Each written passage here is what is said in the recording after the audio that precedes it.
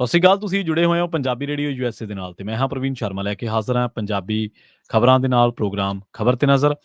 ਖਬਰ ਤੇ ਨਜ਼ਰ ਪ੍ਰੋਗਰਾਮ ਦੇ ਵਿੱਚ ਕਈ ਅਹਿਮ ਤੇ ਕਈ ਖਾਸ ਖਬਰਾਂ ਨੂੰ ਲੈ ਕੇ ਚਰਚਾ ਕਰਨ ਦੇ ਲਈ ਜੁੜ ਚੁੱਕੇ ਨੇ ਪੰਜਾਬ ਤੋਂ ਪੱਤਰਕਾਰ ਦੀਪਕ ਸ਼ਰਮਾ ਚਨਾਰਥਲ ਜੀ। ਸ਼ਰਮਾ ਸਤਿ ਸ਼੍ਰੀ ਅਕਾਲ, ਸਵਾਗਤ ਹੈ ਜੀ ਪੰਜਾਬੀ ਰੇਡੀਓ USA ਤੇ। ਸਤਿ ਸ਼੍ਰੀ ਅਕਾਲ ਪ੍ਰਵੀਨ ਜੀ, ਸਾਰੇ ਦਰਸ਼ਕਾਂ ਨੂੰ, ਸਾਰੇ ਸਰੋਤਿਆਂ ਨੂੰ ਮੇਰੀ ਪਿਆਰ ਭਰੀ ਸਤਿ ਸ਼੍ਰੀ ਅਕਾਲ ਜੀ। ਅੱਗੇ ਵਧਣ ਤੋਂ ਪਹਿਲਾਂ ਧੰਨਵਾਦ ਕਰਦੇ ਚਲੀਏ ਸਪਾਂਸਰਸ ਦਾ ਜਿਹੜੇ ਜ਼ਰੀਆ ਬੰਦ ਨੇ ਇਹਨਾਂ ਪ੍ਰੋਗਰਾਮਾਂ ਨੂੰ ਤੁਹਾਡੇ ਤੱਕ ਪਹੁੰਚਾਉਣ ਦੇ ਲਈ। ਖਾਲਸਾ ਇੰਸ਼ੋਰੈਂਸ ਏਜੰਸੀ ਵਾਲੇ, ਜਿਨ੍ਹਾਂ ਤੋਂ ਤੁਸੀਂ ਹਰ ਤਰੀਕੇ ਦੀ ਇੰਸ਼ੋਰੈਂਸ ਲੈ ਸਕਦੇ ਹੋ। ਇੰਸ਼ੋਰੈਂਸ ਬਾਰੇ ਪਤਾ ਕਰਨ ਦੇ ਲਈ ਇਹਨਾਂ ਦਾ ਨੰਬਰ ਹੈ 462722500। ਇਹ 1992 ਤੋਂ ਲਗਾਤਾਰ ਇੰਸ਼ੋਰੈਂਸ ਬਿਜ਼ਨਸ ਦੇ ਵਿੱਚ ਸ਼ਾਨਦਾਰ ਸੇਵਾਵਾਂ ਦੇ ਰਹੇ ਨੇ ਤੇ ਅਮਰੀਕਾ ਭਰ ਦੇ ਵਿੱਚ ਇੰਸ਼ੋਰੈਂਸ ਕਰਦੇ ਨੇ। ਅੱਜ ਹੀ ਕਾਲ ਕਰੋ 462722500 ਤੇ। ਟਰਕੀਅਨ ਇਮੀਗ੍ਰੇਸ਼ਨ ਲਾ ਫਰਮ ਵਾਲੇ, ਜੇ ਟਰਕੀਅਨ ਟੋਰਨੀ ਟਰਕੀਅਨ ਦੇ ਨਾਲ ਤੁਸੀਂ US ਇਮੀਗ੍ਰੇਸ਼ਨ ਬਾਬਤ ਕੋਈ ਵੀ ਸਲਾਹ ਕਰਨੀ ਹੈ, ਕੋਈ ਵੀ ਸਵਾਲ ਪੁੱਛਣਾ ਤੇ ਇਹਨਾਂ ਦਾ ਨੰਬਰ ਹੈ 4159090503। ਗੁਰਦੀਪ ਸਿੰਘ ਬਿਰਦੀ ਕਲੋਵਿਸ, ਮਨਦੀਪ ਸਿੰਘ, ਸੰਦੀਪ ਕੌਰ ਸੈਨ ਹੋਜ਼ੇ, ਗੁਰਪਾਲ ਸਿੰਘ ਸੈਕਰਾਮੈਂਟੋ, ਸਰਬਜੀਤ ਸਿੰਘ ਸ਼ੋਕਰ ਟਰਲਕ, ਕਮਲਜੀਤ ਸਿੰਘ ਮੱਖਣ ਦੌਲਤਪੁਰੀਆ ਸੈਂਟਰਲ ਵੈਲੀ ਤੋਂ। ਇਹਨਾਂ ਸਾਰੇ ਹੀ ਸਪਾਂਸਰਸ ਦਾ ਬਹੁਤ ਬਹੁਤ ਧੰਨਵਾਦ। ਤੇ ਜੇਕਰ ਤੁਸੀਂ ਵੀ ਪੰਜਾਬੀ ਰੇਡੀਓ USA ਦੇ ਇਹਨਾਂ ਪ੍ਰੋਗਰਾਮਾਂ ਨੂੰ ਸਪਾਂਸਰ ਕਰਨਾ ਚਾਹੁੰਦੇ ਹੋ ਤਾਂ ਸਟੂਡੀਓ ਦਾ ਨੰਬਰ ਹੈ 46227255500। ਅੱਜ ਦਾ ਇਹ ਖਬਰ ਤੇ ਨਜ਼ਰ ਪ੍ਰੋਗਰਾਮ ਸਾਲ 2024 ਦੀ 10 ਮਈ ਦਾ ਪ੍ਰੋਗਰਾਮ ਹੈ ਤੇ ਦਿਨ ਅੱਜ ਸ਼ੁੱਕਰਵਾਰ ਹੈ। ਸ਼ਰਮਾ ਜੀ, ਖਬਰਾਂ ਦੇ ਵੱਲ ਆਈਏ। ਸ਼ੁਰੂਆਤ ਕਰੀਏ ਦਿੱਲੀ ਦੀ ਸਿਆਸਤ ਤੋਂ। ਹਰ ਜਿਹੜਾ ਬੰਦਾ ਕਿਸੇ ਮਾਮਲੇ ਦੇ ਵਿੱਚ ਅੰਡਰ ਟਰਾਇਲ ਹੈ, ਉਹ ਜ਼ਮਾਨਤ ਉਹਦਾ ਅਧਿਕਾਰ ਹੈ। ਜਿਹੜਾ ਕੋਈ ਸਜ਼ਾ ਜ਼ਾਫਤਾ ਹੈ ਕਾਨੂੰਨ ਦੇ ਮੁਤਾਬਕ ਜਾਂ ਉਹਦੀਆਂ ਧਾਰਾਵਾਂ ਦੇ ਮੁਤਾਬਕ, ਉਹ ਪੈਰੋਲ ਦਾ ਹੱਕਦਾਰ ਹੈ। ਕੇਜਰੀਵਾਲ ਤੋਂ ਸ਼ੁਰੂਆਤ ਕਰੀਏ। ਇਹ ਬੜਾ ਪ੍ਰਚਾਰਿਆ ਜਾ ਰਿਹਾ ਇੱਕ ਤਾਂ ਸੋਸ਼ਲ ਮੀਡੀਆ ਦੇ ਉੱਤੇ ਕਿ ਸਚਾਈ ਦੀ ਜਿੱਤ ਹੋਈ ਹੈ, ਸਚਾਈ ਜਿੱਤੀ ਹੈ, ਕੇਜਰੀਵਾਲ ਬਾਹਰ ਆਏ ਨੇ, ਉਹਨਾਂ ਦੇ ਖਾਸ ਤੌਰ ਤੇ ਜਿਹੜੇ ਸਮਰਥਕ ਨੇ। ਦੂਜਾ ਇਹ ਹੈ ਕਿ ਕੇਜਰੀਵਾਲ ਨੂੰ ਜ਼ਮਾਨਤ ਮਿਲਣ ਦੇ ਸਿਆਸੀ ਦ੍ਰਿਸ਼ ਤੋਂ ਜੇ ਦੇਖੀਏ ਤਾਂ ਇਹਦੇ ਕੀ ਮਾਇਨੇ ਨਿਕਲਦੇ ਨੇ, ਕੌਣ ਖੁਸ਼ ਹੈ, ਕੌਣ ਪਰੇਸ਼ਾਨ ਹੈ ਤੇ ਕੌਣ ਹੈਰਾਨ ਹੈ ਜੀ।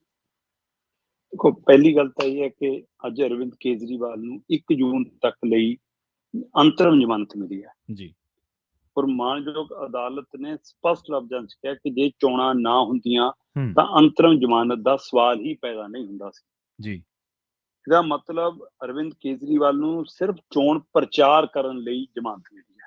ਹੂੰ ਇਹ ਸਪਸ਼ਟ ਹੈ ਹੂੰ ਕਿਉਂਕਿ ਜੱਜ ਸਾਹਿਬਾਨ ਨੇ ਉਸ ਦੀ ਇਸ ਅਪੀਲ ਦੇ ਉੱਤੇ, ਇਸ ਪਟੀਸ਼ਨ ਦੇ ਉੱਤੇ ਸੁਣਵਾਈ ਕਰਦਿਆਂ ਹੂੰ ਸ਼ਰਤ ਆਧਾਰਿਤ ਜ਼ਮਾਨਤ ਦਿੱਤੀ ਹੈ, ਜਿਹਦੇ ਵਿੱਚ ਸਪਸ਼ਟ ਸ਼ਰਤ ਰੱਖੀ ਹੈ ਜੀ। ਕਿ ਕੇਜਰੀਵਾਲ ਜੀ, ਤੁਸੀਂ ਸਰਕਾਰੀ ਕੰਮ 'ਚ ਦਖਲ ਨਹੀਂ ਦਿਓਗੇ, ਠੀਕ ਹੈ ਜੀ। ਕੋਈ ਅਧਿਕਾਰਤ ਕੰਮ ਵੀ ਨਹੀਂ ਕਰੋਗੇ ਹੂੰ ਤੇ ਇਸ ਲਈ ਤੁਹਾਨੂੰ ਜ਼ਮਾਨਤ ਇਸ ਸ਼ਰਤ ਤੇ ਦਿੱਤੀ ਹੈ। ਮਤਲਬ ਸਰਕਾਰੀ ਕੰਮ ਕੋਈ ਨਹੀਂ ਕਰਨਾ, ਪਰ ਤੁਹਾਡੇ ਤੇ ਚੋਣ ਪ੍ਰਚਾਰ ਦੀ ਰੋਕ ਨਹੀਂ ਹੈ। ਨਾਲ ਹੀ ਉਹਨਾਂ ਨੇ ਇਹ ਵੀ ਕਿਹਾ, ਮਾਨਯੋਗ ਜੱਜ ਸੰਜੀਵ ਖੰਨਾ ਜੀ ਤੇ ਦੀਪਾਕਰ ਦੱਤਾ ਜੀ ਹੋਰਾਂ ਨੇ, ਕਿ ਕੇਜਰੀਵਾਲ ਆਦਤਨ ਅਪਰਾਧੀ ਤਾਂ ਹੈ ਨਹੀਂ, ਕੋਈ ਰੂਟੀਨ ਦੇ ਵਿੱਚ ਤਾਂ ਕੋਈ ਅਜਿਹੇ ਅਪਰਾਧ ਕਰ ਨਹੀਂ ਰਿਹਾ ਕਿ ਜਿਹੜੀ ਉਹਦੀ ਜ਼ਮਾਨਤ ਨਾ ਦਈਏ। ਤੇ ਇਸ ਲਈ ਕਹਿੰਦੇ ਕਿ ਲੋਕ ਸਭਾ ਚੋਣਾਂ ਸਿਰ ਤੇ ਨੇ ਤੇ ਅਗਲਾ ਮੁੱਖ ਮੰਤਰੀ ਹੈ ਇੱਕ ਸਟੇਟ ਦਾ, ਤੇ ਇਸ ਲਈ ਕਹਿੰਦੇ ਕਿ ਉਹਨੂੰ ਅੰਤਰ ਜ਼ਮਾਨਤ ਅਸੀਂ ਤਾਂ ਦੇ ਰਹੇ ਹਾਂ ਕਿ ਚੋਣਾਂ 5 ਸਾਲ ਬਾਅਦ ਆਉਂਦੀਆਂ ਨੇ। ਠੀਕ ਹੈ, ਜਦੋਂ ਕਿ ਬਕਾਇਦਾ ਤੌਰ ਤੇ ਈਡੀ ਨੇ ਇਸ ਗੱਲ ਦਾ ਵਿਰੋਧ ਕੀਤਾ ਕਿ ਜੇ ਚੋਣ ਪ੍ਰਚਾਰ ਕਰਨਾ ਮੌਲਿਕ ਅਧਿਕਾਰ ਨੀਗਾ, ਸੰਵਿਧਾਨਕ ਅਧਿਕਾਰ ਨੀਗਾ, ਕਾਨੂੰਨੀ ਅਧਿਕਾਰ ਨੀਗਾ, ਫਿਰ ਇਸ ਵਿਅਕਤੀ ਨੂੰ ਜ਼ਮਾਨਤ ਕਿਉਂ? ਉਹਨਾਂ ਨੇ ਇਹ ਵੀ ਕਿਹਾ ਕਿ ਜੇ ਤੁਸੀਂ ਇਹ ਕਹਿੰਦੇ ਕੋਈ ਚੋਣਾਂ 5 ਸਾਲ ਬਾਅਦ ਆਉਂਦੀਆਂ ਨੇ, ਪਿਛਲੇ 3 ਸਾਲ 'ਚ 123 ਇਲੈਕਸ਼ਨ ਹੋ ਲਏ, ਤੇ ਫਿਰ ਤਾਂ ਕੱਲ ਨੂੰ ਕੋਈ ਵੀ ਉੱਠ ਕੇ ਕਿਹਾ ਕਰੂਗਾ ਜੀ ਮੈਂ ਲੀਡਰਾਂ ਵਿੱਚ ਚੋਣ ਪ੍ਰਚਾਰ ਕਰਨਾ, ਤੇ ਫਿਰ ਤਾਂ ਕਿਸੇ ਲੀਡਰ ਨੂੰ ਤਾਂ ਅਸੀਂ ਵੈਸੇ ਹੀ ਕਾਰਵਾਈ ਕਰ ਸਕਦੇ। ਪਰ ਉਹਨਾਂ ਦੀਆਂ ਇਹ ਦਲੀਲਾਂ ਸਾਰੀਆਂ ਉੱਥੇ ਚੱਲੀਆਂ ਨਹੀਂ ਤੇ ਮਾਨਯੋਗ ਜੱਜ ਸਾਹਿਬਾਨ ਨੇ ਉਸਨੂੰ 1 ਜੂਨ ਤੱਕ ਦੀ ਅੰਤਰਮ ਜ਼ਮਾਨਤ ਦਿੱਤੀ ਤੇ ਕਹਿਤਾ ਕਿ 2 ਤਰੀਕ ਨੂੰ ਆਪੇ ਆ ਕੇ ਸਰੈਂਡਰ ਕਰਨਾ। ਹੁਣ 1 ਜੂਨ ਦੀ ਜ਼ਮਾਨਤ ਦਾ ਮਤਲਬ ਸਿੱਧਾ ਜਾਏ ਕਿ ਭਾਈ ਜਿਹੜੇ ਅਗਲੇ ਗੇੜਾਂ ਦੀਆਂ ਚੋਣਾਂ ਨੇ ਉਹਨਾਂ ਸਾਰਿਆਂ 'ਚ ਅਰਵਿੰਦ ਕੇਜਰੀਵਾਲ ਹਿੱਸਾ ਲੈ ਸਕਦੇ ਨੇ। 3 ਗੇੜ ਦੀਆਂ ਚੋਣਾਂ ਮੁੱਕ ਚੁੱਕੀਆਂ ਨੇ, ਚੌਥਾ ਗੇੜ ਪ੍ਰਕਿਰਿਆ ਦੇ ਵਿੱਚ ਹੈ। ਚਲੋ ਆਪਾਂ 5ਵਾਂ, 6ਵਾਂ ਤੇ 7ਵੇਂ ਗੇੜ ਚਲਾ ਲਈਏ ਕਿ 3 ਗੇੜ ਦੇ ਲਈ ਬਕਾਇਦਾ ਸ਼ਡਿਊਲ ਬਣਾ ਕੇ, ਜਿਵੇਂ ਸ਼ਡਿਊਲ ਬਣ ਕੇ ਚਰਚਾ ਹੁੰਦੀ ਆ, ਪ੍ਰਚਾਰ ਹੁੰਦਾ, ਰੈਲੀਆਂ, ਰੋਡ ਸ਼ੋ ਹੁੰਦੇ ਆ, ਉਵੇਂ ਕੇਜਰੀਵਾਲ ਜੀ ਕਰਨਗੇ। ਤੇ ਦਿੱਲੀ ਤੋਂ ਲੈ ਕੇ ਪੰਜਾਬ ਤੱਕ 6ਵਾਂ ਤੇ 7ਵਾਂ ਹੀ ਗੇੜ ਹੈ। ਦਿੱਲੀ 6ਵੇਂ ਗੇੜ 'ਚ ਹੈ 25 ਤਰੀਕ ਨੂੰ ਤੇ ਪੰਜਾਬ 7ਵੇਂ ਗੇੜ 'ਚ ਹੈ 1 ਜੂਨ ਨੂੰ। ਸੋ 1 ਜੂਨ ਤੋਂ 2 ਦਿਨ ਪਹਿਲਾਂ ਚੋਣ ਪ੍ਰਚਾਰ ਬੰਦ ਹੋ ਜਾਣਾ ਤੇ 2 ਤਰੀਕ ਨੂੰ ਅਗਲੇ ਨੇ ਅੰਦਰ ਜਾਣਾ, ਚੋਣ ਪੂਰੀ ਨਿਬੇੜ ਕੇ ਜਾਣਗੇ। ਸੋ ਦਿੱਲੀ ਤੋਂ ਲੈ ਕੇ ਪੰਜਾਬ ਤੱਕ ਜਿੱਥੇ ਆਮ ਆਦਮੀ ਪਾਰਟੀ ਆਪਣਾ ਗੜ੍ਹ ਸਮਝਦੀ ਆ, ਉੱਥੇ ਅਰਵਿੰਦ ਕੇਜਰੀਵਾਲ ਨੂੰ ਪ੍ਰਚਾਰ ਕਰਨ ਦਾ ਮੌਕਾ ਮਿਲ ਗਿਆ। ਹੁਣ ਇਸ ਮਸਲੇ ਤੇ ਖੁਸ਼ ਕੌਣ ਹੋਊਗਾ ਪ੍ਰਵੀਨ ਜੀ? ਆਪਾਂ ਕਹਾਂਗੇ ਕੇਜਰੀਵਾਲ ਦੇ ਘਰ ਦੇ ਖੁਸ਼ ਹੋਣਗੇ। ਮੈਂ ਦਾਅਵੇ ਨਾਲ ਕਹਿਣਾ ਕਿ ਕੇਜਰੀਵਾਲ ਦੇ ਪਰਿਵਾਰ ਨਾਲੋਂ ਵੀ ਵੱਧ ਖੁਸ਼ ਜੇ ਅੱਜ ਕੋਈ ਹੈਗੇ ਆ ਤਾਂ ਉਹ ਆਮ ਆਦਮੀ ਪਾਰਟੀ ਦੇ ਉਮੀਦਵਾਰ ਹੈ। ਠੀਕ ਹੈ ਜੀ। ਉਹਨਾਂ ਨੂੰ ਇਹ ਲੱਗਦਾ ਕਿ ਜੇਲ੍ਹ ਤਾਂ ਕੇਜਰੀਵਾਲ ਕੱਟ ਕੇ ਆਇਆ, ਪਰ ਜਿੱਤ ਸਾਡੀ ਪੱਕੀ ਹੋ ਗਈ ਜਿਹੜਾ ਚੋਣਾਂ ਤੋਂ ਪਹਿਲਾਂ ਆ ਗਿਆ। ਜੀ ਜੀ ਬਿਲਕੁਲ। ਤੇ ਹਾਂ, ਫਿਕਰ ਹੋ ਸਕਦਾ ਹੈ ਸਾਡੇ ਰੋਡ ਸ਼ੋਅ ਦੇ ਸ਼ੌਕੀਨ ਮੁੱਖ ਮੰਤਰੀ ਸਾਹਿਬ ਨੂੰ ਕਿ ਲੈ ਵੀ ਹੁਣ ਮੇਰਾ ਮਾਈਕ ਜਿਆਦੇ ਉਹਨਾਂ ਕੋਲ ਰਿਹਾ ਕਰਨਾ ਤੇ ਪ੍ਰੇਮ ਜਿਆਦੇ ਉਹਨਾਂ ਨੇ ਰਿਹਾ ਕਰਨਾ ਹੁਣ। ਬਿਲਕੁਲ। ਪਰ ਫਿਰ ਵੀ ਅੱਜ ਦੀ ਤਰੀਕ ਦੇ ਵਿੱਚ ਆਮ ਆਦਮੀ ਪਾਰਟੀ ਦੇ ਲੀਡਰ, ਉਹਨਾਂ ਦੇ ਸਮਰਥਕ, ਉਮੀਦਵਾਰ ਬਹੁਤ ਬਾਗੋ ਬਾਗ ਨੇ ਕਿ ਲੈ ਵੀ ਆਪਣੇ ਲਈ ਤਾਂ ਇਹ ਸੰਜੀਵਨੀ ਬੂਟੀ ਬਣ ਕੇ ਆਇਆ, ਆਪਣੀ ਗੱਲ ਬਣ ਗਈ ਹੁਣ ਕਿਸੇ ਨੇ ਨਹੀਂ ਯਾਦ ਕਰਨਾ ਘਟਾਲਾ, ਕਿਸੇ ਨੇ ਨਹੀਂ ਯਾਦ ਕਰਨਾ ਕਿ ਅੰਤਰਮ ਜ਼ਮਾਨਤ ਹੈ, 2 ਤਰੀਕ ਨੂੰ ਸਰੈਂਡਰ ਕਰਨਾ ਹੈ ਨਹੀਂ ਕਰਨਾ, ਸਭ ਨੂੰ ਇਹ ਕੇਜਰੀਵਾਲ ਬਾਹਰ ਆ ਗਏ। ਜਿਹੜੀ ਤੁਸੀਂ ਗੱਲ ਕਰ ਰਹੇ ਹੋ ਨਾ, ਉਹ ਪ੍ਰਚਾਰ ਹੈ ਕਿ ਤੁਰੰਤ ਲੋਕਾਂ ਤੇ ਅਸਰ ਜਾ ਰਿਹਾ ਕਿ ਮਤਲਬ ਜੇਲ੍ਹ ਕੇ ਤਾਲੇ ਟੂਟेंगे, ਕੇਜਰੀਵਾਲ ਛੁੱਟेंगे, ਛੁੱਟ ਕੇ ਆ ਗਏ, ਜਿਵੇਂ ਤਾਲੇ ਟੁੱਟ ਗਏ ਹੈ ਨਾ। तो ਇਸ ਲਈ ਉਹ ਹੈ ਤੇ ਉਹਨਾਂ ਨੇ ਆਉਂਦੇ ਹੀ ਬਾਹਰ ਦੱਸਤਾ ਕਿ ਜੇ ਰਾਮ ਜੀ ਦੇ ਨਾਂ ਤੇ ਤੁਸੀਂ ਖੇਡ ਰਹੇ ਹੋ ਤਾਂ ਹਨੂਮਾਨ ਜੀ ਦੇ ਨਾਂ ਤੇ ਮੈਨੂੰ ਖੇਡਣਾ ਹੁੰਦਾ। ਕਹਿੰਦਾ ਸਵੇਰ ਨੂੰ ਮੈਂ ਆ ਰਿਹਾ ਹਨੂਮਾਨ ਮੰਦਿਰ ਕਨਾਟ ਪਲੇਸ, ਪਹੁੰਚ ਜਾਓ ਸਾਰੇ। ਆਉਂਦੇ ਹੀ ਬਾਹਰ ਜੇਲ੍ਹ ਤੋਂ ਬਾਹਰ ਕਹਿਤਾ ਜੀ, ਤੇ ਉਸ ਤੋਂ ਬਾਅਦ ਮੀਡੀਆ 'ਚ ਮਿਲਾਂਗੇ, ਮੈਂ ਪ੍ਰੈਸ ਕਾਨਫਰੰਸ ਕਰੂੰਗਾ, ਜੇ ਉਹ ਹੋ ਗਿਆ ਸ਼ੋਅ ਸ਼ੁਰੂ। ਪਰ ਇਸ ਗੱਲ ਤੋਂ ਜੇ ਕੋਈ ਪਰੇਸ਼ਾਨ ਹੈ ਤਾਂ ਉਹ ਸਿੱਧੇ ਰੂਪ 'ਚ ਭਾਜਪਾ ਤੁਸੀਂ ਕਹੋਗੇ ਨਜ਼ਰ ਆਉਂਦਾ। ਹਾਂਜੀ ਹਾਂਜੀ ਹਾਂਜੀ ਕਿ ਹਾਂਜੀ ਹੁਣ ਭਾਜਪਾ ਪਰੇਸ਼ਾਨ ਹੈ ਕਿ ਲੈ ਵੀ ਇੱਕ ਤਾਂ ਪਹਿਲਾਂ ਹੀ ਇੰਡੀਆ ਗਠਬੰਧਨ ਚੁਣੌਤੀ ਮਿਲ ਰਹੀ ਸੀ, ਦੂਜੀ ਅੰਦਰ ਤੇ ਸੰਘ ਪੂਰੀ ਤਰ੍ਹਾਂ ਨਾਲ ਨਹੀਂ ਆ ਰਿਹਾ ਸੀ, ਤੀਜਾ ਹੁਣ ਕੇਜਰੀਵਾਲ ਬਾਹਰ ਆ ਗਿਆ ਤੇ ਹੁਣ ਸਾਡੇ ਖਿਲਾਫ ਮੁਹਿੰਮ ਬਣ ਜਾਣੀ ਹੈ, ਜਿਹੜੇ ਅਗਲੇ 3-4 ਗੇੜ ਨੇ ਇਹਨਾਂ 'ਚ ਸਾਨੂੰ ਨੁਕਸਾਨ ਹੋਊਗਾ। ਤੇ ਪਰ ਇਸ ਸਭ ਦੇ ਬਾਵਜੂਦ ਇੱਕ ਧਿਰ ਖੁਸ਼ ਤੇ ਇੱਕ ਧਿਰ ਪਰੇਸ਼ਾਨ, ਤੇ ਇਹਦੇ ਬਾਵਜੂਦ ਵੀ ਕਹਿੰਦੇ ਕਾਂਗਰਸ ਦੇ ਅੰਦਰ ਵੀ ਇੱਕ ਹੈਰਾਨੀ ਚੱਲ ਰਹੀ ਹੈ ਜੀ ਕਿ ਇੱਕ ਪਾਸੇ ਕਾਨੂੰਨੀ ਤੌਰ ਤੇ ਕਿਹਾ ਜਾ ਰਿਹਾ ਕਿ ਜੇਕਰ ਚੋਣਾਂ ਨਾ ਹੁੰਦੀਆਂ ਤਾਂ ਅੰਤਰਮ ਜ਼ਮਾਨਤ ਦਾ ਸਵਾਲ ਨਹੀਂ, ਦੂਏ ਪਾਸੇ ਕਿ ਫਿਰ ਚੋਣਾਂ ਲਈ ਹੀ ਜ਼ਮਾਨਤ ਕਿਉਂ। ਇਸ ਨੂੰ ਲੈ ਕੇ ਕਹਿੰਦੇ ਕਾਂਗਰਸ ਅੰਦਰ ਇੱਕ ਖਲਬਲੀ ਹੈ ਕਿ ਕੀ, ਜਾਂ ਕੁਝ ਚਿੰਤਤ ਧਿਰਾਂ ਵੀ ਇਸ ਪਹਿਲੂ ਨੂੰ ਬਾਤ ਰਹੀਆਂ ਨੇ ਕਿ ਕੀ ਇਹਦੇ ਪਿੱਛੇ ਕੋਈ ਰਾਜਨੀਤੀ ਤਾਂ ਨਹੀਂ ਕੰਮ ਕਰ ਰਹੀ ਕਿ ਮੋਦੀ ਜੀ ਆਊਟ ਹੋ ਰਹੇ ਨੇ ਤੇ ਕੇਜਰੀਵਾਲ ਜੀ ਇਨ ਤਾਂ ਨਹੀਂ ਹੋ ਰਹੇ, ਕਿਤੇ ਇਹ ਖੇਲਾ ਤਾਂ ਨਹੀਂ ਕਿ ਉਹ ਚੱਲੇ ਤਾਂ ਇਹਨਾਂ ਨੂੰ ਲਿਆਓ ਹੈ, ਤੇ ਰਾਮ ਜੀ ਦੇ ਜੇ ਹਨੂਮਾਨ ਜੀ ਆ ਗਏ ਤਾਂ ਕੋਈ ਚੱਕਰ ਨਹੀਂ। ਕੀ ਇਹ ਉਹ ਰਾਮ ਹਨੂਮਾਨ ਵਾਲੀ ਇਹ ਪਹਿਲੂ ਤੇ ਤਾਂ ਨਹੀਂ ਲਿਆ ਕੇ ਖੜਾਇਆ ਜਾ ਰਿਹਾ ਚੋਣ ਪ੍ਰਕਿਰਿਆ ਨੂੰ ਜੀ। ਸੋ ਇਸ ਨੂੰ ਬੜੀ ਗੰਭੀਰਤਾ ਨਾਲ ਇੱਕ ਬੜੀ ਮੁਹਿੰਮ ਤਾਰ ਹੁੰਦੀ ਹੈ ਜਿਹੜੀ ਕਈ ਵਾਰ ਦਿਖਦੀ ਨਹੀਂ। ਸੋ ਉਸ ਪਹਿਲੂ ਦੀ ਚਰਚਾ ਵੀ ਦੇਸ਼ ਕਿਤੇ ਨਾ ਕਿਤੇ ਚੱਲੀ ਆ ਕਿ ਅੱਜ ਜਿਹੇ ਜਿਹਾ ਲੱਗ ਰਿਹਾ ਕਿ 400 ਪਲੱਸ ਦੇ ਗਵਾਰੇ ਦੀ ਹਵਾ ਨਿਕਲ ਰਹੀ ਆ, ਤਾਂ ਇੱਧਰ ਨਵਾਂ ਗਵਾਰਾ ਤਾਂ ਨਹੀਂ ਭਰਿਆ ਜਾ ਰਿਹਾ ਕੋਈ ਜੀ ਜੀ ਕਿ ਉਸ ਦੇ ਵਿੱਚ ਇਹੋ ਜਿਹੀ ਹਵਾ ਭਰਦੀ ਹੈ ਕਿਉਂ ਉਡੇ। ਤੇ ਕੀ ਇਹ ਵੀ ਚਰਚਾ ਹੈ ਕਾਂਗਰਸ ਦੇ ਅੰਦਰ ਤਾਂ ਇੱਕ ਨਵਾਂ ਫਿਕਰ ਜੰਮ ਪਿਆ ਹੁਣ ਕਿ ਕਿਤੇ ਰਾਹੁਲ ਬਾਬਾ ਦਾ ਰਾਹ ਰੋਕਣ ਦੇ ਲਈ ਕੇਜਰੀਵਾਲ ਨੂੰ ਤਾਂ ਨਹੀਂ ਬਾਹਰ ਭੇਜਿਆ। ਜੀ ਜੀ। ਸੋ ਖੁਦਾ ਨਾ ਖਾਸਾ ਨੂੰ ਲੱਗਦਾ ਕਿ ਵੈਸੇ ਤਾਂ ਉਹਨਾਂ ਨੂੰ ਲੱਗਦਾ ਕਿ ਅਸੀਂ ਆਪ ਹੀ ਨਹੀਂ ਉਸ ਏਜੰਡੇ ਤੇ ਆਉਂਦੇ। ਹੁਣ ਕਰੋਨਾ ਵਾਲੀ ਦਵਾਈ ਵਾਲਾ ਏਜੰਡਾ ਕਿੱਡਾ ਵੱਡਾ ਮੁੱਦਾ ਬਣ ਗਿਆ ਸੀ, ਹਾਂਜੀ ਹਾਂਜੀ, ਪਰ ਉਹਨੂੰ ਆ ਇੰਡੀਆ ਗੱਠਜੋੜ ਜੇ ਵਾਲੇ ਮੁੱਦਾ ਹੀ ਨਹੀਂ ਬਣਾ ਸਕਿਆ ਅਜੇ ਤੱਕ। ਤੇ ਇਸ ਲਈ ਉਹਨਾਂ ਨੂੰ ਲੱਗਦਾ ਕਿ ਕਿਤੇ ਇਹ ਨਾ ਹੋਵੇ ਕਿ ਜੇ ਸਾਡੇ ਪੈਰ ਥੱਲੇ ਬਟੇਰ ਆਉਂਦਾ ਵੀ ਦਿਖੇ ਤੇ ਉਹ ਬਟੇਰ ਹੁਣ ਕੇਜਰੀਵਾਲ ਦੇ ਪੈਰ ਥੱਲੇ ਆ ਜਾਵੇ। ਸੋ ਇਸ ਲਈ ਉਹ ਪਰੇਸ਼ਾਨ ਵੀ ਨੇ ਜੀ। ਔਰ ਕੁਝ ਧਿਰਾਂ ਇਸ ਨੂੰ ਜਿਵੇਂ ਬੀ ਟੀਮ ਵਜੋਂ ਵੇਖਦੀਆਂ ਨੇ ਕਿ ਉਸੇ ਏਜੰਡੇ ਤਹਿਤ ਤਾਂ ਨਹੀਂ ਕਿਤੇ ਕਿ ਬਦਲ ਆਪਣਾ ਹੀ। ਆਪਾਂ ਪਹਿਲਾਂ ਵੀ ਇਸ ਪਹਿਲੂ ਤੇ ਚਰਚਾ ਕਰ ਚੁੱਕੇ ਹਾਂ ਕਿ ਜੇ ਇੱਧਰੋਂ ਨਾਰਾਜ਼ਗੀ ਹੋ ਕੇ ਵੋਟ ਇੱਧਰ ਆਵੇ ਤਾਂ ਉਹ ਇੱਧਰ ਆ ਜਾਵੇ, ਆਪਣੇ ਹੀ ਘਰ 'ਚ ਰਹਿ ਜਾਵੇ। ਉਹ ਕਹਿੰਦੇ ਕਿ ਕੰਧ ਢਹਿਣ ਲੱਗੀ ਤੇ ਕਹਿੰਦੇ ਅੰਦਰ ਨੂੰ ਡੇਗ ਲਓ, ਉਹ ਵਾਲਾ ਕੰਮ ਤਾਂ ਨਹੀਂ ਕਿਤੇ। ਸੋ ਇਸ ਲਈ ਇਹ ਕਾਫੀ ਚਰਚਾ ਇਸ ਪਹਿਲੂ ਦੀ। ਪਰ ਫਿਲਹਾਲ ਆਮ ਆਦਮੀ ਪਾਰਟੀ ਲਈ ਰਾਹਤ ਵਾਲਾ ਦਿਨ ਹੈ। ਆਮ ਆਦਮੀ ਪਾਰਟੀ ਦੇ ਲੀਡਰਾਂ, ਸਮਰਥਕਾਂ ਤੇ ਉਮੀਦਵਾਰਾਂ ਦੇ ਲਈ ਖੁਸ਼ੀ ਵਾਲਾ ਪਲ ਹੈ। ਤੇ ਉਹ ਭੁੱਲ ਗਏ ਕਿ ਘੁਟਾਲੇ ਦੇ ਦੋਸ਼ ਕਿੱਡੇ ਵੱਡੇ ਨੇ, ਉਹ ਭੁੱਲ ਗਏ ਕਿ ਇਸ ਮਸਲੇ 'ਚ ਅੱਗੇ ਕਾਰਵਾਈ ਕਿਹੋ ਜਿਹੀ ਹੋ ਸਕਦੀ ਹੈ ਜਾਂ ਨਹੀਂ ਹੋ ਸਕਦੀ। ਸੋ ਪਰ ਫਿਲਹਾਲ ਨੂੰ ਇਹ ਲੱਗਦਾ ਕਿ ਕੇਜਰੀਵਾਲ ਦਾ ਆਉਣਾ ਸਾਡੇ ਲਈ ਰਾਹਤ ਭਰਿਆ। ਹਾਂ, ਪਰੇਸ਼ਾਨ ਭਾਜਪਾ ਹੈਗੀ ਤੇ ਹੈਰਾਨ ਕਾਂਗਰਸ ਹੈਗੀ। ਦੇਖੋ, ਇਹਦੇ ਵਿੱਚ ਕੋਈ ਦੋ ਰਾਏ ਨਹੀਂ। ਤੁਸੀਂ ਦੋ ਚੀਜ਼ਾਂ ਬੜੀਆਂ ਬਹੁਤ ਅਹਿਮ ਤੇ ਜਿਨ੍ਹਾਂ ਤੇ ਚਰਚਾ ਹੋਣ ਲੱਗ ਪਈ ਹੈ ਉਹ ਛੋਈਆਂ। ਇੱਕ ਤਾਂ ਇਹ ਹੈ ਸ਼ਰਮਾ ਜੀ ਕਿ ਜਿਹੜੀ ਤੁਸੀਂ ਇੱਕ ਬਹੁ ਗਿਣਤੀ ਨੂੰ ਖੁਸ਼ ਕਰਨ ਵਾਲੀ ਜਿਹੜੀ ਸਿਆਸਤ ਹੈ ਕੇਜਰੀਵਾਲ ਦੀ, ਉਹਦੇ ਤੇ ਕੋਈ ਜਿਹੜੀ ਅਪਰੋਚ ਆ ਉਹਦੇ ਤੇ ਕੋਈ ਕਿੰਤੂ ਨਹੀਂ ਹੈ। ਕਿਉਂਕਿ ਜਿਵੇਂ ਤੁਸੀਂ ਹਨੂਮਾਨ ਜੀ ਦਾ ਜ਼ਿਕਰ ਕੀਤਾ ਜਾਂ ਸ਼੍ਰੀ ਰਾਮ ਜੀ ਦਾ ਜ਼ਿਕਰ ਕੀਤਾ ਕਿ ਉਹਦੇ ਨਾਲ ਨਾਲ ਪੈਰਲਰ ਇੱਕ ਆ ਗਿਆ। ਬਿਲਕੁਲ, ਇਹ ਕਿਉਂ ਚੀਜ਼ਾਂ ਤੇ ਚਰਚਾ ਹੋ ਰਹੀ ਹੈ? ਕਿਉਂਕਿ ਤੁਸੀਂ ਉਹਨੂੰ ਜਿਹੜੀ ਇਹ ਬਹੁ ਗਿਣਤੀ ਨੂੰ ਜਿਹੜੀ ਪੋਲਿਟਿਕਸ ਚੰਗੀ ਲੱਗਦੀ ਹੈ ਉਹਦੇ ਤੇ ਉਹਨਾਂ ਦਾ ਸਟੈਂਸ ਦੇਖੋ, ਤੁਹਾਨੂੰ ਨਜ਼ਰ ਆ ਜਾਊਗਾ। ਧਾਰਾ 370 ਤੇ ਇਹ ਕਹਿਣਾ ਚਾਹੁੰਦੇ ਆ ਕਿ ਹਾਂਜੀ, ਜੇ ਭਾਜਪਾ ਨਹੀਂ ਤਾਂ ਉਹਦਾ ਬਦਲ ਮੈਂ ਆ। ਹਾਂਜੀ ਹਾਂਜੀ, ਬਿਲਕੁਲ ਬਿਲਕੁਲ। ਤੇ ਉਹ ਇਹ ਕਹਿਣਾ ਚਾਹੁੰਦੇ ਆ ਕਿ ਹਾਂ ਜੇ ਤੁਸੀਂ ਉਸ ਏਜੰਡੇ ਨੂੰ ਅਪਣਾਉਂਦੇ ਹੋ, ਜਿਵੇਂ ਤੁਹਾਨੂੰ ਮੋਦੀ ਨਾ ਪਸੰਦ ਹੋ ਰਿਹਾ ਤਾਂ ਮੈਨੂੰ ਪਸੰਦ ਕਰੋ, ਮੈਂ ਵੀ ਉਸੇ ਰਾਹ ਤੇ ਹਾਂ। ਹਾਂਜੀ, ਕਿਉਂਕਿ ਹਨੂੰਮਾਨ ਜੀ ਤੋਂ ਹੋ ਕੇ ਵੀ ਰਸਤਾ ਰਾਮ ਜੀ ਤੱਕ ਜਾਂਦਾ ਨਾ। ਹਾਂਜੀ, ਹਾਂਜੀ, ਬਿਲਕੁਲ, ਬਿਲਕੁਲ। ਤੇ ਦੂਜਾ ਜਿਹੜੀ ਗੱਲ ਇਹ ਹੈ ਕਿ ਇਹਨਾਂ ਨੇ ਇਹ ਗੱਲ ਕਹੀ ਸੀਗੀ ਕਿ ਅਸੀਂ ਇੱਕ ਡਿਫਰੈਂਟ ਤਰ੍ਹਾਂ ਦੀ ਸਿਆਸਤ ਲੈ ਕੇ ਆਵਾਂਗੇ, ਜਿਹਦੇ ਵਿੱਚ ਕਿਹਾ ਜਾਂਦਾ ਕਿ ਇਹ ਪ੍ਰੈਗਮੈਟਿਕ ਹੋਊਗੀ ਜਾਂ ਇਹ ਆਈਡੀਓਲੋਜੀ ਦੇ ਰਹਿਤ ਹੋਊਗੀ, ਏਜੰਡੇ ਨਾਲ ਹੋਊਗੀ। ਏਜੰਡਾ ਤਾਂ ਹੁਣ ਉਹ ਕਿਤੇ ਨਜ਼ਰ ਨਹੀਂ ਆ ਰਿਹਾ, ਪਰ ਉਹ ਜਿਹੜੇ ਸਿਆਸੀ ਤੌਰ ਨਹੀਂ ਤੇ ਪ੍ਰਵੀਨ ਜੀ, ਮੈਂ ਇਸ ਗੱਲ ਨਾਲ ਸਹਿਮਤ ਨਹੀਂਗਾ। ਹੂੰ। ਏਜੰਡਾ ਨਜ਼ਰ ਨਹੀਂ ਆ ਰਿਹਾ, ਇਹ ਵੱਖਰਾ ਸਵਾਲ ਹੈ। ਏਜੰਡਾ ਹੈ। ਹਾਂਜੀ, ਹਾਂਜੀ ਜੀ। ਇਹ ਏਜੰਡੇ ਤਹਿਤ ਹੀ ਦਿੱਲੀ ਦੇ ਵਿੱਚ ਅੰਨਾ ਅੰਦੋਲਨ ਹੋਇਆ ਸੀ। ਹੂੰ। ਉਸ ਏਜੰਡੇ ਦੇ ਪਿੱਛੇ ਭਾਜਪਾ ਸੀ। ਜੀ। ਤੇ ਜਿਹੜੇ ਮਸਲਿਆਂ ਤੇ ਅੰਦੋਲਨ ਕੀਤਾ ਸੀ ਉਹਨਾਂ ਚੋਂ ਸਾਰੀਆਂ ਧਿਰਾਂ ਬਰੀ ਹੋਈ ਫਿਰਦੀਆਂ। ਪਰ ਅਗਲਿਆਂ ਨੂੰ ਸੱਤਾ ਚੋਂ ਬਾਹਰ ਕੀਤਾ ਤਾਂ ਉਹਦੇ ਪਿੱਛੇ ਭਾਜਪਾ ਦਾ ਏਜੰਡਾ ਕੰਮ ਕਰ ਗਿਆ। ਤੇ ਅੱਜ ਉਹਦੇ ਵਿੱਚੋਂ ਨਵੀਂ ਪਾਰਟੀ ਜੇ ਜਨਮੀ ਤਾਂ ਉਹ ਵੀ ਕੋਈ ਏਜੰਡਾ ਹੈ। ਤੇ ਅੱਜ ਜੇ ਕੇਜਰੀਵਾਲ ਇੰਡੀਆ ਗੱਠਜੋੜ ਚ ਆਇਆ, ਕੋਈ ਏਜੰਡਾ ਹੈ। ਨਹੀਂ, ਬਿਲਕੁਲ। ਦੇਖੋ, ਜੇ ਮੈਂ ਪਰ ਜਿਹੜੇ ਏਜੰਡੇ ਦੀ ਗੱਲ ਕਰ ਰਿਹਾ ਸੀ ਉਹ ਵਿਕਾਸ ਦੇ ਏਜੰਡੇ ਦੀ ਗੱਲ ਕਰ ਰਿਹਾ ਸੀਗਾ, ਵੀ ਉਹ ਏਜੰਡਾ ਤੁਹਾਡਾ ਕਿਤੇ ਨਜ਼ਰ ਨਹੀਂ ਆਉਂਦਾ। ਤੁਸੀਂ ਜਿਹੜਾ ਤੁਹਾਡਾ ਸਟਾਂਸ ਹੈ, ਜਿਹੜਾ ਤੁਹਾਡਾ ਸਟੈਂਡ ਆ ਮਸਲਿਆਂ ਦੇ ਉੱਤੇ, ਉਹੀ ਹੈ ਜਿਹੜਾ ਬਹੁ ਗਿਣਤੀ ਨੂੰ ਚੰਗਾ ਲੱਗਦਾ। ਚਾਹੇ ਉਹ CAA ਦੇ ਪ੍ਰੋਟੈਸਟ ਹੋਣ, ਚਾਹੇ ਉਹ ਧਾਰਾ 370 ਨੂੰ ਤੋੜਨ ਦਾ ਸਵਾਲ ਹੋਵੇ, ਚਾਹੇ ਉਹ ਬਲਡੋਜ਼ਰ ਦਾ ਨਿਆਂ ਹੋਵੇ, ਚਾਹੇ ਉਹ ਫੈਡਰਲਿਜ਼ਮ ਦੀਆਂ ਗੱਲਾਂ ਹੋਣ, ਚਾਹੇ ਹੁਣ ਤੁਸੀਂ ਕਹਿੰਦੇ ਹੋ ਕਿ ਅਸੀਂ 27 ਦੀ ਜਿੱਤ ਹੋਈ ਹੈ, ਸਾਡੇ ਤੇ ਵਧੀਕੀ ਹੋ ਰਹੀ ਹੈ, ਪਰ ਜਿਹੜੇ ਪੰਜਾਬ 'ਚ ਤੁਹਾਡੀ ਸਰਕਾਰ ਦੇ ਵਿੱਚ NSA ਲੱਗੇ, ਉੱਥੇ ਤੁਹਾਡਾ ਸਟਾਂਸ ਕੀ ਹੈ? ਸੋ ਕਹਿਣ ਤੋਂ ਭਾਵ ਇਹ ਸੀਗਾ ਵੀ ਇਹ ਏਜੰਡਾ ਤੁਹਾਡਾ ਕਿਤੇ ਨਜ਼ਰ ਨਹੀਂ ਆ ਰਿਹਾ। ਜਿਹੜੇ ਲੁਕਵੇਂ ਤੁਸੀਂ ਛੋਏ ਨੇ ਉਹਨਾਂ ਦੇ ਚਰਚਾ ਬਿਲਕੁਲ ਜਿਹੜੀ ਆ ਉਹ ਹੋ ਰਹੀ ਆ। ਤੇ ਆਪਾਂ ਅਗਲੀ ਖਬਰ ਦੇ ਵੱਲ ਵਧੀਏ ਸ਼ਰਮਾ ਜੀ, ਗੱਲ ਕਰੀਏ ਅੰਮ੍ਰਿਤਪਾਲ ਸਿੰਘ ਦੀ। ਅੰਮ੍ਰਿਤਪਾਲ ਨੂੰ ਕਹਿੰਦੇ ਜੇਲ੍ਹ ਦੇ ਅੰਦਰੋਂ ਹੀ ਨਾਮਜ਼ਦਗੀ ਦਾਖਲ ਕਰਨੀ ਪਊਗੀ ਜੀ।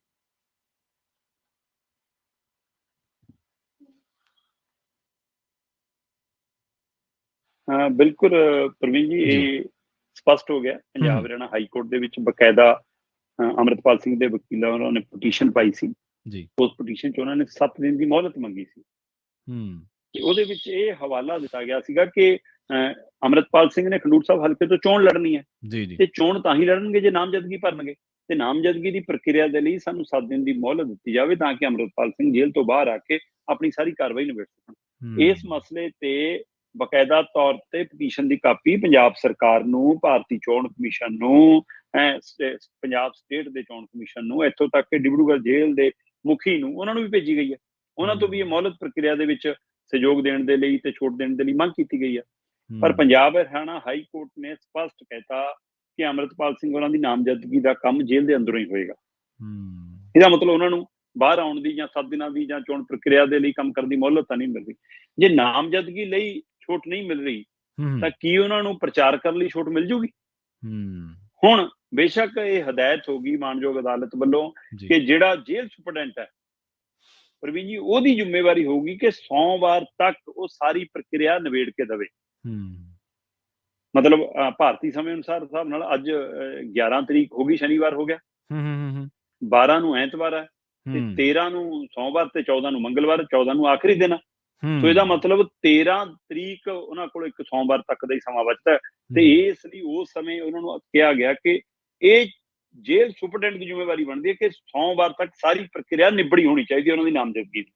ਸੋ ਇਹਦੇ ਨਾਲ ਇਹ ਤਾਂ ਸਪਸ਼ਟ ਹੋ ਗਿਆ ਕਿ ਨਾਮਜ਼ਦਗੀ ਉਹ ਭਰ ਰਹੇ ਨੇ ਤੇ ਨਾਮਜ਼ਦਗੀ ਭਰ ਰਹੇ ਨੇ ਤੇ ਚੋਣ ਲੜ ਰਹੇ ਨੇ। ਪਰ ਕੀ ਹੁਣ ਅੰਮ੍ਰਿਤਪਾਲ ਸਿੰਘ ਦੇ ਵਕੀਲ ਅੱਜ ਕੇਜਰੀਵਾਲ ਨੂੰ ਅੰਤਰਿਮ ਜ਼ਮਾਨਤ ਮਿਲਣ ਵਾਲਾ ਸੁਪਰੀਮ ਕੋਰਟ ਦੇ ਹਵਾਲਿਆਂ ਦਾ ਮਸਲਾ ਲੈ ਕੇ ਦੁਬਾਰਾ ਕੋਰਟ ਤੱਕ ਜਾਣਗੇ? ਅਗਲੇ ਕਹਿਣਗੇ ਕਿ ਜੇ ਅਰਵਿੰਦ ਕੇਜਰੀਵਾਲ ਨੂੰ ਜ਼ਮਾਨਤ ਮਿਲ ਸਕਦੀ ਹੈ ਚੋਣ ਪ੍ਰਚਾਰ ਕਰਨ ਲਈ ਤੇ ਅੰਮ੍ਰਿਤਪਾਲ ਸਿੰਘ ਦਾ ਭਾਈ ਉਮੀਦਵਾਰ ਹੈ ਤੇ ਫਿਰ ਉਹਨੂੰ ਪ੍ਰਚਾਰ ਦੀ ਆਗਿਆ ਕਿਉਂ ਨਹੀਂ? ਜੀ। ਤੇ ਇਸ ਲਈ 14 ਤਰੀਕ 'ਚ ਜੇ ਦਿਨ ਪਏ ਨੇ, ਜੇ 2-4 ਹੋਰ ਕਿਸੇ ਨੂੰ ਬਾਹਰ ਲਿਆਉਣਾ ਹੋਵੇ, ਕੁਛ ਲਿਆਉਣਾ ਹੋਵੇ ਤਾਂ ਵਕੀਲ ਭਰਾ ਦੇਣ ਕਾਗਜ਼ ਉਹਨਾਂ ਦੇ ਭਾਈ, ਕੱਲ ਨੂੰ ਸਾਰੇ ਹਵਾਲਾ ਦੇਣਗੇ। ਇੱਕ ਨਵਾਂ ਪਹਿਲੂ ਤਾਂ ਖੜਾ ਹੋ ਗਿਆ ਨਾ। ਬਿਲਕੁਲ। ਹੁਣ ਫਿਰ ਜਵਾਬ ਦੇਣਾ ਪਊਗਾ, ਮਾਨਯੋਗ ਅਦਾਲਤਾਂ ਦੇ ਮੂਹਰੇ ਸਵਾਲ ਆਊਗਾ ਜੀ। ਸੋ ਇਸ ਹਵਾਲੇ ਦੀ ਵੀ ਇੱਕ ਚਰਚਾ ਤੁਰੀ ਹੈ ਕਿ ਕੀ ਇਸ ਆਧਾਰ ਤੇ ਕੱਲ ਨੂੰ ਅੰਮ੍ਰਿਤਪਾਲ ਨੂੰ ਬਾਹਰ ਵੀ ਲਿਆਂਦਾ ਜਾ ਸਕਦਾ। ਸੋ ਵੈਸੇ ਉਹਨਾਂ ਦੇ ਵਕੀਲ ਦੇ ਹਵਾਲੇ ਨਾਲ ਪਹਿਲਾਂ ਹੀ ਰਾਜਦੇਵ ਸਿੰਘ ਖਾਲਸਾ ਦੇ ਹਵਾਲੇ ਨਾਲ ਚੱਲੀ ਜਾਂਦਾ ਕਿ ਉਹਦੇ ਪਿੱਛੇ ਵੀ ਸੰਘ ਕੰਮ ਕਰਦਾ ਜੀ, ਉਹ ਤਾਂ ਭਾਜਪਾ ਸ਼ਾਮਲ ਨੇ ਜੀ। ਸੋ ਲੋਕ ਇਸ ਏਜੰਡੇ ਨੂੰ ਵੀ ਦੂਏ ਪਾਸਿਓਂ ਜਿਹੜੀ ਧਿਰ ਨੂੰ ਜਿਹੜਾ ਪਾਸਾ ਸੂਟ ਕਰਦਾ ਉਹ ਪੱਖ ਭਾਰੀ ਜਾਂਦਾ। ਪਰ ਇੱਥੇ ਕਾਨੂੰਨੀ ਤੌਰ ਤੇ ਇਹ ਪ੍ਰਕਿਰਿਆ ਅਹਿਮ ਬਣੇਗੀ ਕਿ ਅੰਮ੍ਰਿਤਪਾਲ ਸਿੰਘ ਨੂੰ ਜੇ ਤੁਸੀਂ ਨਾਮਜ਼ਦਗੀਆਂ ਭਰਨ ਲਈ ਬਾਹਰ ਨਹੀਂ ਲਿਆ ਰਹੇ, ਪਰ ਕੇਜਰੀਵਾਲ ਨੂੰ ਤੁਸੀਂ ਕਹਿ ਰਹੇ ਹੋ ਕਿ ਉਹ ਪ੍ਰਚਾਰ ਕਰਨ ਲਈ ਆ ਸਕਦਾ ਜੀ। ਚੋਣਾਂ 5 ਸਾਲ ਬਾਅਦ ਆਉਂਦੀਆਂ ਨੇ ਤੇ ਫਿਰ ਅੰਮ੍ਰਿਤਪਾਲ ਸਿੰਘ ਲਈ 5 ਸਾਲ ਬਾਅਦ ਆਉਣੀ ਹੈ ਨਾ ਲੋਕ ਸਭਾ ਦੀ ਚੋਣ ਦਾ। ਹੂੰ ਤੇ ਅਗਲੇ ਨੇ ਜੇ ਹੁਣ ਉਮੀਦਵਾਰ ਹੈ ਤਾਂ ਅਗਲਾ ਕਹੂਗਾ ਤਾਂ ਮੈਨੂੰ ਪ੍ਰਚਾਰ ਕਰਨ ਦਾ ਮੌਕਾ ਤਾਂ ਦਿਓ, ਮੈਂ ਤਾਂ ਇੱਕੋ ਥਾਂ ਤੇ ਜਾਣਾ ਜੀ, ਉਹਨੇ ਤਾਂ ਪਤਾ ਨਹੀਂ ਸਾਰੇ ਦੇਸ਼ ਘੁੰਮਣਾ, ਇੰਡੀਆ ਗੱਠਜੋੜ ਦੀਆਂ ਸਟੇਜਾਂ ਤੇ ਵੀ ਜਾਊਗਾ ਅਗਲਾ ਤਾਂ। ਸੋ ਇਸ ਲਈ ਇਸ ਆਧਾਰ ਤੇ ਆਉਂਦੇ ਦਿਨਾਂ 'ਚ ਕੀ ਹੁੰਦਾ ਇਹ ਦੇਖਣ ਵਾਲੀ ਗੱਲ ਹੋਏਗੀ ਕਿ 14 ਤੋਂ ਬਾਅਦ ਕੋਈ ਅਜਿਹੀ ਪਟੀਸ਼ਨ ਦਾਖਲ ਹੁੰਦੀ ਹੈ ਨਾਮਜ਼ਦਗੀਆਂ ਤੋਂ ਬਾਅਦ, ਕੀ ਕੋਈ ਅਜਿਹਾ ਪੱਖ ਸਾਹਮਣੇ ਆਉਂਦਾ। ਪਰ ਫਿਲਹਾਲ ਅੰਮ੍ਰਿਤਪਾਲ ਸਿੰਘ ਹੋਰਾਂ ਨੂੰ 7 ਦਿਨਾਂ ਦੀ ਕੋਈ ਮੋਹਲਤ ਨਹੀਂ ਮਿਲੀ ਜੀ, ਉਹਨਾਂ ਨੂੰ ਅੰਦਰੋਂ ਹੀ ਕਾਗਜ਼ ਭਰਨ ਦੀ ਪਰਮਿਸ਼ਨ ਮਿਲੀ ਆ, ਤੇ ਉਹ ਵੀ ਜੇਲ੍ਹ ਸੁਪਰਡੈਂਟ ਦੀ ਜ਼ਿੰਮੇਵਾਰੀ ਲਈ ਗਈ ਆ ਕਿ ਉਹ ਨਾਮਜ਼ਦਗੀਆਂ ਪੂਰੀਆਂ ਕਰਾਉਣ। ਤੇ ਦੇਖਦੇ ਹਾਂ ਜੀ ਇਸ ਤੋਂ ਅਗਲਾ ਕਦਮ ਕੀ ਹੁੰਦਾ। ਜੀ ਆਪਾਂ ਸ਼ਰਮਾ ਜੀ ਪਹਿਲਾਂ ਇੱਕ ਖਬਰ ਕੀਤੀ ਸੀ ਕਿ 10 ਤਰੀਕ ਨੂੰ ਕਿਉਂ ਨਾਮਜ਼ਦਗੀਆਂ ਦਾਖਲ ਕਰਨ ਵਾਲਿਆਂ ਦੀ ਲਾਈਨ ਲੱਗੀ ਹੈ, ਹੁਣ ਕਹਿੰਦੇ ਕਿ ਸ਼ੁਭ ਮਹੂਰਤ ਤੇ ਨਾਮਜ਼ਦਗੀਆਂ ਦਾਖਲ ਕਰਨ ਵਾਲਿਆਂ ਦੀ ਇੱਕ ਲੰਬੀ ਲਾਈਨ ਲੱਗੀ ਜੀ। ਬਿਲਕੁਲ ਜੀ, ਆਪਾਂ ਪਹਿਲਾਂ ਹੀ ਦਰਸ਼ਕਾਂ ਨਾਲ ਸਾਂਝੀ ਕੀਤੀ ਸੀ ਕਿ ਅਕਸ਼ੇ ਤ੍ਰਿਤੀਆ, ਜਿਹਨੂੰ ਅਕਸ਼ੇ ਤੀਜ ਵੀ ਆਪਾਂ ਕਹਿੰਦੇ ਹਾਂ, ਤੇ ਹਿੰਦੂ ਮਾਨਤਾ ਦੇ ਅਨੁਸਾਰ ਇਹ ਇੱਕ ਸ਼ੁਭ ਮਹੂਰਤ ਮੰਨਿਆ ਜਾਂਦਾ ਕਿ ਇਸ ਦਿਨ ਕੀਤੇ ਗਏ ਕਾਰਜ ਸਫਲ ਹੁੰਦੇ ਆ, ਹੈ ਨਾ। ਸੋ ਇਸ ਲਈ ਜੇ ਕੋਈ ਕਾਰੋਬਾਰ ਕਰਨਾ ਹੈ, ਕੰਮ ਕਰਨਾ, ਕੋਈ ਖਰੀਦੋ ਫਰੋਖਤ, ਕੋਈ ਗਹਿਣਾ ਟਕਾ ਕੁਛ ਲੈਣਾ, ਤਾਂ ਅੱਜ ਦੇ ਦਿਨ ਕੋਈ ਤਿਥ ਸਮਾਂ ਬਾਹਰ ਪੁੱਛਣ ਦੀ ਲੋੜ ਨਹੀਂ ਹੁੰਦੀ ਕਿ ਇਹ ਆਪਣੇ ਆਪ ਪੂਰਾ ਦਿਨ ਸ਼ੁਭ ਮਹੂਰਤ ਹੈ। ਸੋ ਅੱਜ ਬਿਲਕੁਲ ਜੀ ਪੰਜਾਬ ਦੇ ਵਿੱਚ ਲੀਡਰਾਂ ਦੀ, ਵੱਖ-ਵੱਖ ਪਾਰਟੀਆਂ ਦੇ ਲੀਡਰਾਂ ਦੀ ਲਾਈਨਾਂ ਲੱਗੀਆਂ ਰਹੀਆਂ। ਜਲੰਧਰ ਲੋਕ ਸਭਾ ਹਲਕੇ ਚੋਂ ਹੀ 4 ਉਮੀਦਵਾਰਾਂ ਨੇ ਕਾਗਜ਼ ਦਾਖਲ ਕੀਤੇ ਅੱਜ। ਬਠਿੰਡਾ ਹਲਕੇ ਚੋਂ ਹੀ 3 ਉਮੀਦਵਾਰਾਂ ਨੇ ਅੱਜ ਕਾਗਜ਼ ਦਾਖਲ ਕੀਤੇ। ਸੋ ਇਸ ਲਈ ਇਹ ਲਾਈਨ ਲੱਗੀ ਪਈ ਹੈ ਜੀ। ਸੋ ਇੱਥੋਂ ਹੀ ਅੰਦਾਜ਼ਾ ਲਾ ਲਓ ਕਿ ਇਸ ਦਿਨ ਦੇ ਮਹੱਤਵ ਨੂੰ ਪੰਡਤਾਂ ਨੇ ਦੱਸਿਆ ਉਹਨਾਂ ਨੂੰ, ਜਾਂ ਉਹਨਾਂ ਨੇ ਦਿਨ ਕਢਾਇਆ, ਤਿਥ ਕਢਾਈ। ਸੋ ਫਿਰ 10 ਤਰੀਕੇ ਕਿਉਂ? 6 ਭਾਜਪਾ ਦੇ ਉਮੀਦਵਾਰ, ਠੀਕ ਹੈ ਜੀ, 6 ਕਾਂਗਰਸ ਦੇ ਉਮੀਦਵਾਰ, ਇਹ ਤੋਂ ਬਿਨਾਂ ਹੀ 6 ਵੱਖੋ-ਵੱਖ ਪਾਰਟੀਆਂ ਦੇ ਹੋਰ 18 ਉਮੀਦਵਾਰਾਂ ਨੇ ਅੱਜ ਕਾਗਜ਼ ਦਾਖਲ ਕੀਤੇ ਜੀ। ਮੈਂ ਇਹ ਤੋਂ ਬਿਨਾਂ ਜਿਹੜੇ ਆਜ਼ਾਦ ਨੇ ਜਾਂ ਹੋਰ ਨੇ, ਰੋਜ਼ ਕਰਦੇ ਨੇ ਜਿਵੇਂ ਰੂਟੀਨ ਚੱਲੇ ਆਉਂਦੇ, ਉਹ ਕਾਰਵਾਈ ਵੱਖਰੀ ਆ। ਮੈਂ ਮੁੱਖ ਧਾਰਾ ਦੀ ਨਾਮੀ ਪਾਰਟੀਆਂ ਦੇ ਨਾਮੀ ਉਮੀਦਵਾਰਾਂ ਦੀ ਗੱਲ ਕਰ ਰਿਹਾ। ਜੇਕਰ ਮੈਂ ਭਾਜਪਾਈ ਉਮੀਦਵਾਰਾਂ ਦੀ ਗੱਲ ਕਰਾਂ ਤਾਂ ਗੁਰਦਾਸਪੁਰ ਤੋਂ ਦਿਨੇਸ਼ ਬੱਬੂ, ਜਲੰਧਰ ਤੋਂ ਸ਼ਹੀਦ ਰਿੰਕੂ, ਲੁਧਿਆਣਾ ਤੋਂ ਰਵਨੀਤ ਬਿੱਟੂ, ਬਠਿੰਡਾ ਤੋਂ ਪਰਮਪਾਲ ਕੌਰ ਸਿੱਧੂ, ਖਡੂਰ ਸਾਹਿਬ ਤੋਂ ਮਨਜੀਤ ਮੰਨਾ ਤੇ ਅੰਮ੍ਰਿਤਸਰ ਤੋਂ ਤਰਨਜੀਤ ਸੰਧੂ, ਇਹਨਾਂ 6 ਨੇ ਅੱਜ ਕਾਗਜ਼ ਦਾਖਲ ਕੀਤੇ। ਕਾਂਗਰਸ ਦੇ ਅੱਜ ਜੇ ਮੈਂ ਗੱਲ ਕਰਾਂ ਤਾਂ ਗੁਰਦਾਸਪੁਰ ਤੋਂ ਸੁਖਿੰਦਰ ਰੰਧਾਵਾ, ਜਲੰਧਰ ਤੋਂ ਚਰਨਜੀਤ ਚੰਨੀ, ਹੁਸ਼ਿਆਰਪੁਰ ਤੋਂ ਜਾਮਨੀ ਗੋਮਰ, ਸ੍ਰੀ ਫਤਿਹਗੜ੍ਹ ਸਾਹਿਬ ਤੋਂ ਡਾਕਟਰ ਅਮਰ ਸਿੰਘ, ਫਰੀਦਕੋਟ ਤੋਂ ਬੀਬੀ ਸਾਹੂ ਕੇ, ਬਠਿੰਡਾ ਤੋਂ ਜੀਤਮਿੰਦਰ ਸਿੱਧੂ, ਇਹਨਾਂ 6 ਨੇ ਅੱਜ ਕਾਗਜ਼ ਦਾਖਲ ਕੀਤੇ। ਇਹਨਾਂ ਤੋਂ ਬਿਨਾਂ ਜਲੰਧਰ ਤੋਂ ਬਸਪਾ ਉਮੀਦਵਾਰ ਬਲਵਿੰਦਰ ਕੁਮਾਰ ਨੇ। ਇਹ ਤੋਂ ਇਲਾਵਾ ਅਕਾਲੀ ਦਲ ਦੇ ਜਲੰਧਰ ਤੋਂ ਉਮੀਦਵਾਰ ਮਹਿੰਦਰ ਸਿੰਘ KP ਨੇ। ਇਸੇ ਤਰ੍ਹਾਂ ਪਟਿਆਲਾ ਚ NK ਸ਼ਰਮਾ, ਬਠਿੰਡਾ ਚ ਗੁਰਮੀਤ ਖੁੱਡੀਆਂ ਆਮ ਆਦਮੀ ਪਾਰਟੀ ਦੇ ਨੇ, ਹੁਸ਼ਿਆਰਪੁਰ ਤੋਂ ਰਾਜਕੁਮਾਰ ਚੱਬੇਵਾਲਾ ਆਮ ਆਦਮੀ ਪਾਰਟੀ ਦੇ ਨੇ, ਤੇ ਗੁਰਪ੍ਰੀਤ GP ਹੋਰਾਂ ਨੇ। ਇੰਜ ਫਤਿਹਗੜ੍ਹ ਸਾਹਿਬ ਤੋਂ ਇਹਨਾਂ ਨੇ ਦਾਖਲ ਕੀਤੇ। ਹੁਣ ਤੁਸੀਂ ਹਿਸਾਬ ਲਾ ਲਓ ਕਿ ਜਲੰਧਰ ਚ ਬਸਪਾ ਦੇ ਉਮੀਦਵਾਰ ਬਲਵਿੰਦਰ ਕੁਮਾਰ ਵੀ ਕਾਗਜ਼ ਭਰ ਰਹੇ ਨੇ। ਜਲੰਧਰ ਚੋਂ ਹੀ ਮਹਿੰਦਰ ਸਿੰਘ KP ਅਕਾਲੀ ਦਲ ਦੇ ਉਮੀਦਵਾਰ ਵੀ ਅਜੇ ਕਾਗਜ਼ ਭਰ ਰਹੇ ਨੇ। ਜਲੰਧਰ ਤੋਂ ਹੀ ਚਰਨਜੀਤ ਚੰਨੀ ਵੀ ਭਰ ਰਹੇ ਨੇ ਤੇ ਸ਼ਹੀਦ ਰਿੰਕੂ ਭਾਜਪਾ ਲਈ ਭਰ ਰਹੇ ਨੇ। 4 ਉਮੀਦਵਾਰ ਜਲੰਧਰ ਦੇ ਹੀ ਨੇ। ਜੀਤਮਿੰਦਰ ਸਿੱਧੂ ਵੀ ਬਠਿੰਡਾ ਚੋਂ ਭਰ ਰਹੇ ਨੇ, ਗੁਰਮੀਤ ਖੁੱਡੀਆਂ ਵੀ ਬਠਿੰਡਾ ਤੋਂ ਭਰ ਰਹੇ ਨੇ, ਤੇ ਬੀਬੀ ਪਰਮਪਾਲ ਕੌਰ ਸਿੱਧੂ ਵੀ ਅੱਜ। ਸੋ ਇੰਜ 3-3 ਹਲਕਿਆਂ ਵਾਲੇ ਸੂਬੇ ਵੀ ਹੈਗੇ, 2-2 ਵਾਲੇ ਵੀ ਹੈਗੇ। ਸੋ ਅੱਜ ਦੇ ਦਿਨ ਨੂੰ ਇਸ ਮਹੱਤਵ ਵਜੋਂ ਦੇਖਦਿਆਂ ਹੋਇਆਂ, ਠੀਕ ਹੈ, ਮਤਲਬ ਆਪਣੀ ਜਦੋਂ ਪਹਿਲਾਂ ਵੀ ਗੱਲ ਹੋ ਰਹੀ ਸੀ, ਆਪਾਂ ਪਹਿਲਾਂ ਵੀ ਗੱਲ ਕਰ ਰਹੇ ਸੀ ਕਿ ਜਿਹੜੇ ਹਿੰਦੂ ਮਾਨਤਾਵਾਂ ਨੂੰ, ਹਿੰਦੂ ਧਰਮ ਨੂੰ ਮੰਨਦੇ ਨੇ, ਉਹਨਾਂ ਦੇ ਲਈ ਤਾਂ ਇਹਦਾ ਇੱਕ ਭਾਵ ਅਰਥ ਹੋ ਸਕਦਾ। ਹਾਂਜੀ, ਬਿਲਕੁਲ। ਜੇ ਤੁਸੀਂ ਉਸ ਧਰਮ ਨੂੰ ਨਹੀਂ ਮੰਨਦੇ, ਤੁਸੀਂ ਉਸ ਮਤਲਬ ਉਹਨਾਂ ਦੇ ਉਸ ਮਾਨਤਾ ਨੂੰ ਨਹੀਂ ਮੰਨਦੇ, ਫਿਰ ਅੱਜ ਦੇ ਦਿਨ ਨੂੰ ਚੁਣਨਾ, ਇਹਦੇ ਵਿੱਚ ਕੋਈ ਰਾਜਨੀਤੀ ਤਾਂ ਨਹੀਂ ਤੁਹਾਡੀ ਕੰਮ ਕਰ ਰਹੀ ਨਾਲ? ਹਾਂਜੀ, ਬਿਲਕੁਲ। ਕਿ ਜੇ ਤਾਂ ਠੀਕ ਹੈ, ਤੁਸੀਂ ਪਾਧਾ ਪੰਡਤ ਨੂੰ ਪੁੱਛਦੇ ਹੋ ਭਾਈ ਮਾਨਤਾ ਮੰਨਦੇ ਹੋ, ਫਿਰ ਤਾਂ ਠੀਕ ਹੈ, ਤੁਸੀਂ ਉਸ ਨਾਤੇ ਕਰ ਲਿਆ ਅੱਜ, ਠੀਕ ਹੈ, ਤਾਂ ਵੀ ਇਹ ਤੁਹਾਡਾ ਨਿੱਜ ਹਿੱਤ ਲਈ ਹੈ ਨਾ। ਪਰ ਜੇ ਤੁਸੀਂ ਇਸ ਨੂੰ ਮਤਲਬ ਕਿ ਇਸ ਲਈ ਲੈ ਰਹੇ ਹੋ ਕਿ ਸਿਰਫ ਕਿ ਹਿੰਦੂ ਮਾਨਤਾ ਹੈ ਤੇ ਇਸ ਨਾਲ ਪੰਜਾਬ ਦਾ ਹਿੰਦੂ ਵੋਟਰ ਸਾਡੇ ਕੰਨੀ ਖਿੱਚਿਆ ਆਊਗਾ, ਚੁੰਬਕ ਮਾਨ ਕਿਉਂ ਲੱਗੂਗਾ ਕਿ ਲੈ ਵੀ ਇਹ ਤਾਂ ਸਾਡੇ ਧਰਮ ਦੇ ਹਿਸਾਬ ਨਾਲ ਚੱਲਦਾ, ਇਹਨੂੰ ਠੀਕ ਹੈ। ਬਿਲਕੁਲ। ਸੋ ਪਰ ਅੱਜ ਕੱਲ੍ਹ ਲੋਕ ਬਹੁਤ ਸਿਆਣੇ, ਸਭ ਸਮਝਦੇ ਆ ਕਿ ਜੇ ਪੰਜਾਬ ਚ ਆ ਕੇ ਦਿੱਲੀ ਵਾਲੇ ਲੀਡਰ ਜਿਹੜੇ ਸਿਰ ਤੇ ਪੱਗਾਂ ਬੰਨ੍ਹਦੇ ਆ ਤੇ ਉਹ ਇਹ ਦਿਖਾਉਣਾ ਚਾਹੁੰਦੇ ਕਿ ਹਾਂ ਅਸੀਂ ਸਿੱਖ ਭਾਈਚਾਰੇ ਨੂੰ ਪਰਨਾਏ ਹੋ ਗਏ, ਸਾਰਿਆਂ ਨੂੰ ਪਤਾ ਉਹ ਕਿੰਨਿਆਂ ਦੇ ਮਸਲੇ ਆਏ ਸੀਗੇ ਕਿ ਬਾਅਦ ਚੋਂ ਬਣਵਾ ਕੇ ਲਿਆਉਂਦੇ ਨੇ, ਸਿਰ ਤੇ ਰਖਾਉਂਦੇ ਨੇ, ਹੈ ਨਾ। ਇਹ ਮੁੱਦਾ ਵੀ ਵਿਚਾਰਿਆ ਜਾਣ ਲੱਗ ਪਿਆ ਕਿ ਕੀ ਏਦਾਂ ਜਿਹੜੇ ਨਹੀਂ ਉਸ ਧਰਮ ਨੂੰ ਉਹ ਮਾਨਤਾ ਦਿੰਦੇ, ਉਹਨਾਂ ਨੂੰ ਏਦਾਂ ਇਹੋ ਜਿਹਾ ਸਤਿਕਾਰ ਦੇਣ ਦੀ ਲੋੜ ਹੈ ਕਿ ਨਹੀਂ। ਇਹ ਸਿਆਸਤ ਇਹ ਪੱਖ ਤੋਂ ਵੀ ਉਭਾਰਿਆ ਆ ਗਿਆ ਮਸਲਾ। ਇਸੇ ਤਰ੍ਹਾਂ ਫਿਰ ਇਸ ਮਸਲੇ ਨੂੰ ਵੀ ਹਿੰਦੂ ਭਾਈਚਾਰੇ ਨੂੰ ਸਮਝ ਲੈਣਾ ਚਾਹੀਦਾ ਕਿ ਭਾਈਏ ਇਹ ਤੁਹਾਨੂੰ ਮਾਨਤਾ ਨਹੀਂ ਗੀ, ਇਹ ਤੁਹਾਡੀ ਵੋਟ ਨੂੰ ਸਲਾਮ ਹੈ, ਸਿਰਫ ਸਲਾਮ ਹੈ। ਬਿਲਕੁਲ। ਇਸ ਲਈ ਵਰਤੇ ਨਾ ਜਾਇਓ ਕਿਤੇ, ਸਾਰਿਆਂ ਨੂੰ ਧਿਆਨ ਰੱਖਣ ਦੀ ਲੋੜ ਹੈ। ਬਿਲਕੁਲ ਸਹੀ ਹੈ, ਬਿਲਕੁਲ। ਕਿ ਦੇਖੋ ਚੀਜ਼ਾਂ ਕੁਛ ਜਿਹੜੇ ਧਾਰਮਿਕ ਤੌਰ ਤੇ ਆਪਾਂ ਅਕਸਰ ਹੀ ਸਿਆਣੇ ਬੰਦੇ ਜਿਹੜੇ ਉਹ ਚਰਚਾ ਕਰਦੇ ਸੁਣਿਆ, ਉਹ ਕਹਿੰਦੇ ਕਿ ਧਰਮ ਤੁਹਾਡਾ ਨਿੱਜੀ ਮਾਮਲਾ ਹੈ, ਧਰਮ ਨੂੰ ਤੁਸੀਂ ਆਪਣੇ ਨਿੱਜ ਤੱਕ ਰੱਖੋ। ਪਰ ਜਿਹੜੀਆਂ ਚੀਜ਼ਾਂ ਜਿਵੇਂ ਤੁਸੀਂ ਕਿਹਾ ਕਿ ਤੁਸੀਂ ਵਾਕਈ ਉਸ ਆਸਥਾ ਦੇ ਵਿੱਚ ਤੁਹਾਡਾ ਵਿਸ਼ਵਾਸ ਹੈ, ਨਿੱਜ ਚ ਅਸੀਂ ਉਸ ਆਸਥਾ ਦੇ ਨੇੜੇ ਤੇੜੇ ਵੀ ਨਹੀਂ ਗਏ, ਪਰ ਪਬਲਿਕਲੀ ਅਸੀਂ ਉਸ ਆਸਥਾ ਨੂੰ ਕਰ ਰਹੇ ਹਾਂ ਕਿ ਇੱਕ ਬਿਰਤਾਂਤ ਸਿਰਜਣ ਦੀ ਕੋਸ਼ਿਸ਼ ਕਰ ਰਹੇ ਹਾਂ, ਤੇ ਪੋਲੀਟੀਕਲ ਠੱਗੀ ਕਹੀ ਜਾ ਸਕਦੀ ਹੈ। ਹਾਂਜੀ, ਅੱਗੇ ਨਾ ਜਦੋਂ ਮਤਲਬ ਪਹਿਲਾਂ ਬਰਾਤ ਆਉਂਦੀ ਹੁੰਦੀ ਸੀ ਨਾ, ਹਾਂਜੀ ਤਾਂ ਉਹ ਜਠੇਰਿਆਂ ਨੂੰ ਮੱਥਾ ਟੇਕੋ ਜੀ, ਆਹ ਕਰੋ ਜੀ, ਤਾਂ ਉਹ ਕੁੜੀਆਂ ਉਹੀ ਮਿੱਟੀ ਦੇ ਢੇਰੀ ਤੇ ਵੀ ਕੱਪੜਾ ਪਵਾ ਕੇ ਮੱਥਾ ਟਿਕਾ ਲੈਂਦੀਆਂ ਸੀ ਪ੍ਰਾਹੁਣੇ ਤੋਂ, ਹਨਾ। ਸੋ ਉਹ ਮਤਲਬ ਕਿ ਉਸ ਦਿਨ ਅਗਲੇ ਹੁੰਦਾ ਕਿ ਅੱਜ ਵਿਆਹ ਹੋਣਾ ਬਾਈ, ਜੋ ਮਰਜ਼ੀ ਕਰਾ ਲਓ। ਹਾਂਜੀ ਹਾਂਜੀ ਬਿਲਕੁਲ ਉਹ ਹਾਲ ਅੱਜ ਲੀਡਰਾਂ ਦਾ ਹੈ। ਲੀਡਰਾਂ ਦਾ ਜੋ ਮਰਜ਼ੀ ਕਰਾ ਅੱਜ ਇਹਨਾਂ ਨੂੰ ਜਿਹੜੀ ਮਰਜ਼ੀ ਦਰ ਤੇ ਲੈ ਜਾਓ, ਜਿਹੜੀ ਮਰਜ਼ੀ ਸਮਾਜ ਤੇ ਲੈ ਜਾਓ, ਜਿਹੜੀ ਮਰਜ਼ੀ ਦੇਹਲੀ ਤੇ ਲੈ ਜਾਓ, ਜਿਹੜੇ ਮਰਜ਼ੀ ਦਿਨ ਤੇ ਕਹਿ ਕੇ ਲੈ ਜਾਓ, ਜੋ ਕੁਝ ਕਹੋਗੇ ਕੁਝ ਕਰਨਗੇ। ਬਿਲਕੁਲ ਸਹੀ ਹੈ। ਸੋ ਖਾਟੂ ਸ਼ਾਮ ਦੇ ਨਾਂ ਜੀ ਤੇ ਤਾੜੀਆਂ ਵੀ ਮਾਰ ਰਹੇ ਨੇ ਰਾਜਾ ਵੜਿੰਗ ਤੇ ਬਿੱਟੂ, ਹੈ ਨਾ, ਠੀਕ ਹੈ ਨਾ। ਤੇ ਗੁਰੂ ਘਰ ਜਾ ਕੇ ਅਰਦਾਸ ਵੀ ਕਰ ਰਹੇ ਨੇ, ਮਸਜਿਦ ਚ ਨਵਾਜ਼ ਵੀ ਆਲਾ ਵੀ ਦਿਖਾਉਣ ਦੀ ਕੋਸ਼ਿਸ਼ ਅਸੀਂ ਪੜ੍ਹਦੇ ਹਾਂ। ਅੱਜ ਜੋ ਮਰਜ਼ੀ ਕਰਾ ਲਓ ਇਹਨਾਂ ਨੂੰ, ਸਿਰਫ ਵੋਟਾਂ ਲਈ। ਸਾਲ ਚ ਰੂਟੀਨ ਚ ਤੁਸੀਂ ਆਪਣੀ ਜੀਵਨ ਪ੍ਰਕਿਰਿਆ ਚ ਇਹ ਧਰਮਾਂ ਨੂੰ ਕਿੰਨਾ ਕੁ ਮਾਨਤਾ ਦਿੰਦੇ ਹੋ, ਪੁੱਛ ਕੇ ਦੇਖ ਲਿਓ ਕਦੇ। ਬਿਲਕੁਲ ਸਹੀ ਹੈ, ਬਿਲਕੁਲ। ਤੇ ਆਪਾਂ ਅਗਲੀ ਖਬਰ ਦੇ ਵੱਲ ਵਧੀਏ। ਪੰਜਾਬ ਦੇ ਵਿੱਚ ਕਹਿੰਦੇ ਇੱਕ ਟਕਸਾਲੀ ਭਾਜਪਾਈ ਗਰੁੱਪ ਦਾ ਭੋਗ ਪੈ ਗਿਆ, ਪਰ ਪੰਜਾਬ ਦੇ ਵਿੱਚ ਜਿਸ ਤਰੀਕੇ ਦੇ ਨਾਲ ਸ਼ਰਮਾ ਜੀ ਦੂਜੇ ਪਾਰਟੀਆਂ ਦੇ ਲੋਕ ਜਾ ਰਹੇ ਨੇ, ਉਹ ਤਾਂ ਐਂ ਲੱਗਦਾ ਕਿ ਜਿਵੇਂ ਪਤਾ ਨਹੀਂ ਪੰਜਾਬ ਦੇ ਵਿੱਚ ਤੇ ਜਾਂ ਦੇਸ਼ ਦੇ ਵਿੱਚ ਭਾਜਪਾ ਕਿੱਡੇ ਕੁ ਵੱਡੇ ਬਹੁਮਤ ਦੇ ਨਾਲ ਆ ਰਹੀ ਹੈ, ਇੰਨੀ ਦੌੜ ਲੱਗੀ ਪਈ ਹੈ ਕਿ ਸਾਨੂੰ ਵੀ ਲੈ ਲਓ, ਸਾਨੂੰ ਵੀ ਲੈ ਲਓ, ਸਾਨੂੰ ਵੀ ਲੈ ਲਓ। ਦੇਖੋ ਪ੍ਰਵੀਨ ਜੀ, ਇਹਦੇ ਵਿੱਚ ਕੋਈ ਦੋ ਰਾਏ ਨਹੀਂ ਕਿ ਅੱਜ ਪੰਜਾਬ 'ਚ ਬਹੁ ਗਿਣਤੀ ਲੀਡਰ ਭਾਜਪਾ 'ਚ ਸ਼ਾਮਲ ਹੋ ਰਹੇ ਨੇ। ਵੱਖ-ਵੱਖ ਪਾਰਟੀਆਂ ਦੇ ਲੀਡਰ ਸ਼ਾਮਲ ਹੋ ਰਹੇ ਨੇ। ਇੱਥੋਂ ਹੀ ਮੋਟਾ ਜਿਹਾ ਅੰਦਾਜ਼ਾ ਲੱਗਦਾ ਕਿ 12 ਟਿਕਟਾਂ ਲਾਉਂਦੀਆਂ ਨੇ, 9 ਬਾਹਰੀ ਨੇ ਭਾਜਪਾ ਦੇ। ਹਾਂਜੀ ਹਾਂਜੀ ਬਿਲਕੁਲ ਬਿਲਕੁਲ। ਤੇ ਇਹ ਪੰਜਾਬ 'ਚ ਭਾਜਪਾ ਦੇ ਟਕਸਾਲੀ ਲੀਡਰਾਂ ਨੂੰ ਸਮਝ ਨਹੀਂ ਆ ਰਿਹਾ ਕਿ ਤੁਹਾਡੇ ਗਲੇ ਘੁੱਟ ਕੇ ਤੁਹਾਡੇ ਸਿਰ ਤੇ ਨਵੇਂ ਬੰਦੇ ਬਿਠਾਏ ਜਾ ਰਹੇ ਨੇ। ਭਾਜਪਾ ਦੇ ਵਰਕਰ ਜਿਹੜੇ ਕਹਿੰਦੇ ਸੀ ਅਸੀਂ ਸਿਧਾਂਤਵਾਦੀ ਪਾਰਟੀ 'ਚ ਜਨਮੇ ਆ, ਇੱਥੇ ਮਰਨਾ, ਸਿਧਾਂਤ ਨਾਲ ਜਿਉਣਾ, ਆ ਹੁਣ ਜਿਹੜੇ ਕਾਂਗਰਸੀ ਅਕਾਲੀ ਆਪ ਵਾਲੇ ਲਿਆਂਦੇ ਨੇ, ਤੁਹਾਡੇ ਸਿਧਾਂਤ ਵਾਲੇ ਨੇ। ਸਹੀ ਹੈ, ਬਿਲਕੁਲ ਸਹੀ ਹੈ। ਇਸੇ ਗੱਲ ਤੋਂ ਸੰਘ ਤੁਹਾਡੇ ਨਾਲ ਹੁਣ ਅੰਦਰੋਂ ਖਤੀ ਨਾਰਾਜ਼ ਹੋ ਰਿਹਾ ਨਾ। ਸੰਘ ਦੀ ਪਾਲਿਸੀ ਜੋ ਮਰਜ਼ੀ ਅਸੀਂ ਉਹਨੂੰ ਮੰਨਦੇ ਆ, ਨਹੀਂ ਮੰਨਦੇ ਆ, ਇਹ ਸਾਡਾ ਨਿੱਜੀ ਹੋ ਸਕਦਾ ਹੈ ਨਾ, ਪਰ ਅਗਲੇ ਜਿਹੜੇ ਤੁਸੀਂ ਉਹਨਾਂ ਦੇ ਵਿੱਚ ਵੜ ਕੇ ਬੈਠੇ ਹੋ, ਤੁਹਾਡਾ ਤਾਂ ਇਹ ਏਜੰਡਾ ਹੈ ਨਾ ਜੀ। ਤੇ ਫਿਰ ਇਹ ਜਿਹੜੀਆਂ ਧਿਰਾਂ ਲਿਆਂਦੀਆਂ ਕਿਹੜੇ ਏਜੰਡੇ ਵਾਲੀਆਂ ਨੇ? ਇਹਦਾ ਮਤਲਬ ਟਕਸਾਲੀ ਵਰਕਰ ਤਾਂ ਕਿਤੇ ਖੁੱਡੇ ਲਾਤਾ ਇਹਨਾਂ ਕਾਂਗਰਸੀਆਂ ਅਕਾਲੀਆਂ ਨੇ, ਖਾਸ ਕਰ ਕਾਂਗਰਸੀਆਂ ਨੇ। ਤਾਂ ਜਿਨ੍ਹਾਂ ਦਾ ਪ੍ਰਧਾਨ ਹੈ ਹੁਣ ਕਾਂਗਰਸੀ ਆ ਜਾਖੜ, ਉੱਥੇ ਕਿਹੜਾ ਸਿਧਾਂਤ? ਤੇ ਜਿੱਥੇ ਚੱਲਦੀ ਕੈਪਟਨ ਅਮਰਿੰਦਰ ਦੀ ਆ, ਉੱਥੇ ਕਿਹੜਾ ਸਿਧਾਂਤ? ਤੇ ਅਮਰਿੰਦਰ ਸਿੰਘ ਕਿਸ ਸਥਿਤੀ 'ਚ ਭਾਜਪਾ ਤੇ ਹਾਵੀ ਹੋ ਗਿਆ, ਤਾਂ ਅੰਦਾਜ਼ਾ ਪਿਛਲੀਆਂ ਟਿਕਟਾਂ 'ਚ ਦੇਖ ਲਓ ਜੀ ਜੀ। ਇੱਕ ਅਰਵਿੰਦ ਖੰਨਾ ਨੂੰ ਮਿਲੀ ਆ, ਇੱਕ ਰਾਣਾ ਗੁਰਮੀਤ ਸੋਢੀ ਨੂੰ ਮਿਲੀ ਆ, ਹੈ ਨਾ, ਤੇ ਇੱਕ ਸੁਭਾਸ਼ ਸ਼ਰਮਾ ਨੂੰ ਮਿਲੀ ਆ। ਸੁਭਾਸ਼ ਸ਼ਰਮਾ ਭਾਜਪਾ ਹੀ ਆ, ਪਰ ਦੋ ਅਰਵਿੰਦ ਖੰਨਾ ਤੇ ਸੋਢੀ ਕਿਹਦੇ ਕੋਟੇ 'ਚੋਂ ਨੇ? ਹਾਂਜੀ ਬਿਲਕੁਲ ਬਿਲਕੁਲ। ਮਤਲਬ ਜਾਖੜ ਆਮਲਾ ਨੂੰ ਵੀ ਟਿਕਟ ਨਹੀਂ ਦਵਾ ਸਕਿਆ, ਤੇ ਉੱਥੇ ਕੈਪਟਨ ਦੀ ਚੱਲ ਗਈ, ਇਹਦਾ ਮਤਲਬ, ਹੈ ਨਾ। ਤੇ ਇਸ ਪਹਿਲੂ ਤੋਂ ਇਹਦਾ ਮਤਲਬ ਕੈਪਟਨ ਦਾ ਦਬਦਬਾ ਕਿਸ ਕਦਰ ਆ। ਪਰ ਇੱਕ ਗਰੁੱਪ ਜਿਹੜਾ ਪੰਜਾਬ 'ਚ ਜਿਹੜੇ ਕੁਝ ਭਾਜਪਾ ਤੋਂ ਬਾਹਰਲੀਆਂ ਧਿਰਾਂ ਵੀ ਸੀ ਨਾ, ਹਾਂਜੀ, ਉਹ ਵੀ ਇਸ ਗੱਲ ਨੂੰ ਮਾਨਤਾ ਦਿੰਦੇ ਸੀ ਕਿ ਅਵਿਨਾਸ਼ ਰਾਏ ਖੰਨਾ ਹੋਰੀ ਯਾਰ ਥੋੜੀ ਜਿਹੀ ਠੀਕ ਰਾਜਨੀਤੀ ਕਰਦਾ। ਤੇ ਅੱਜ ਅਵਿਨਾਸ਼ ਰਾਏ ਖੰਨਾ ਅਨੰਦਪੁਰ ਸਾਹਿਬ ਤੋਂ ਆਪਣੇ ਲਈ ਟਿਕਟ ਨਹੀਂ ਲੈ ਸਕਿਆ। ਅਵਿਨਾਸ਼ ਰਾਏ ਖੰਨੇ ਦੇ ਧੜੇ 'ਚੋਂ ਵਿਜੇ ਸਾਂਪਲੇ ਨੂੰ ਟਿਕਟ ਨਹੀਂ ਮਿਲੀ ਜੀ ਜੀ।